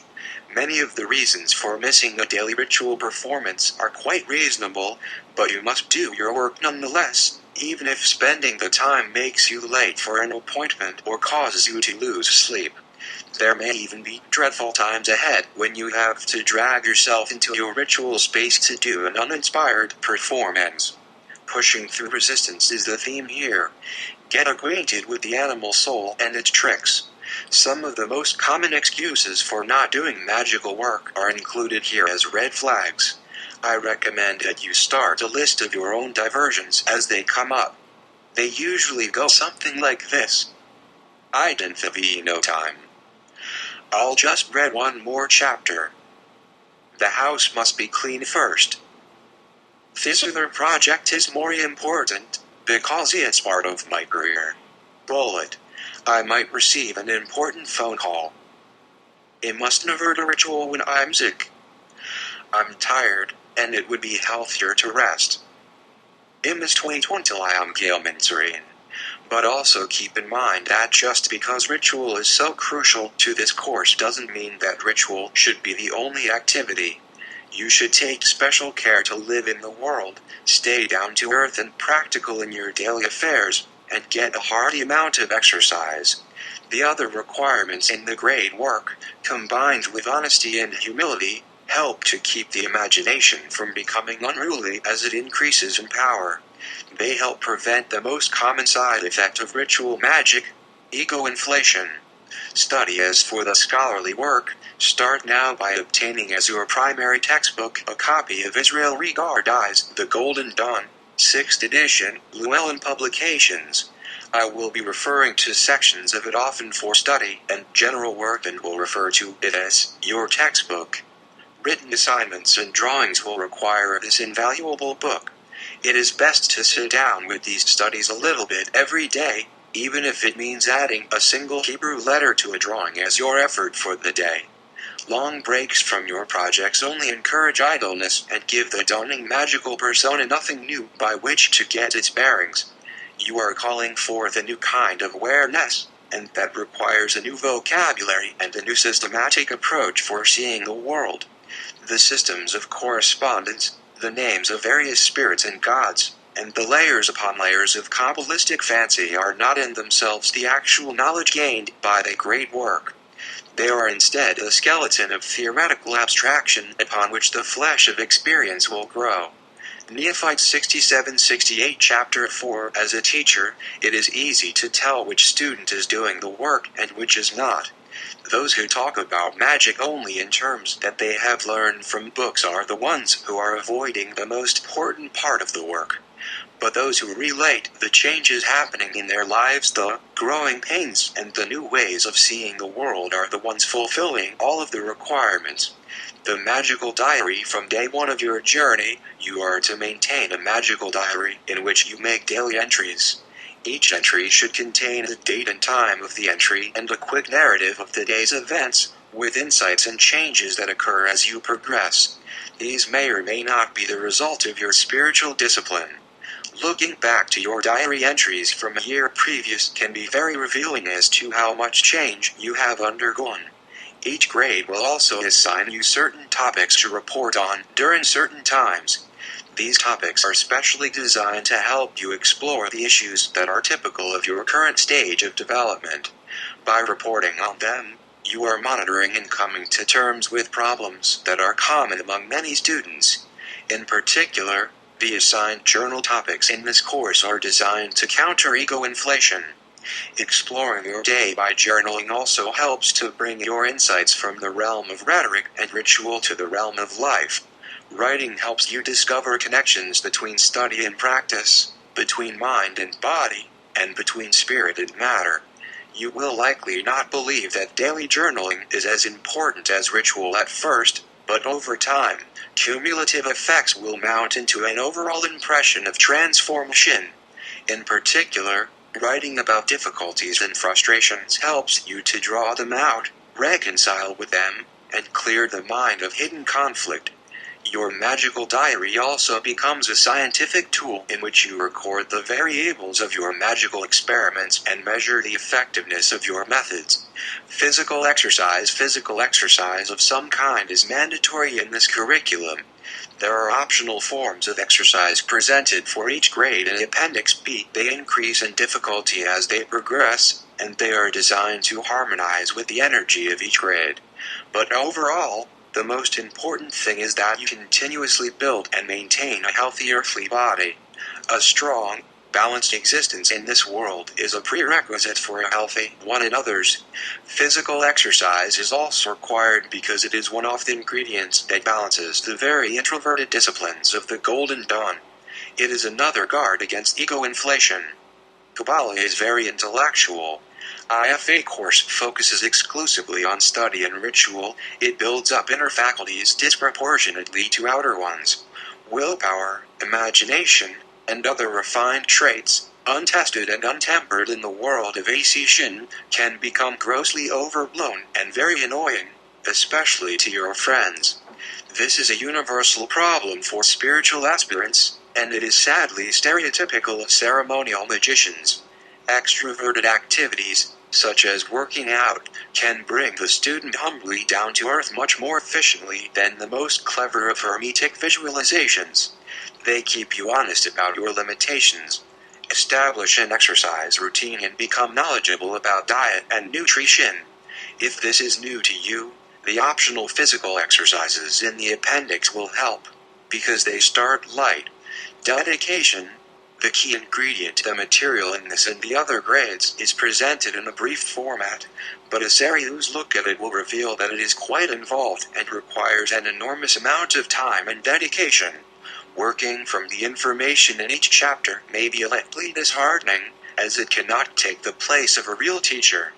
The student becomes solely responsible for finding the inspiration, the resources, and the discipline to perform the exercises without validation, evaluation, or corrective reprimands. Let this serve as the last warning that the road ahead can be difficult and lonely. Take personal responsibility for all efforts and all results. NEOPHYTE 69-70 Chapter 4 The NEOPHYTE Curriculum, at a glance, to be practiced for a minimum of 6 months. Daily NEOPHYTE Formula. 1. The Fourfold Breath. 2. The Lesser Banishing Ritual of the Pentagram. 3. The Middle Pillar. 4.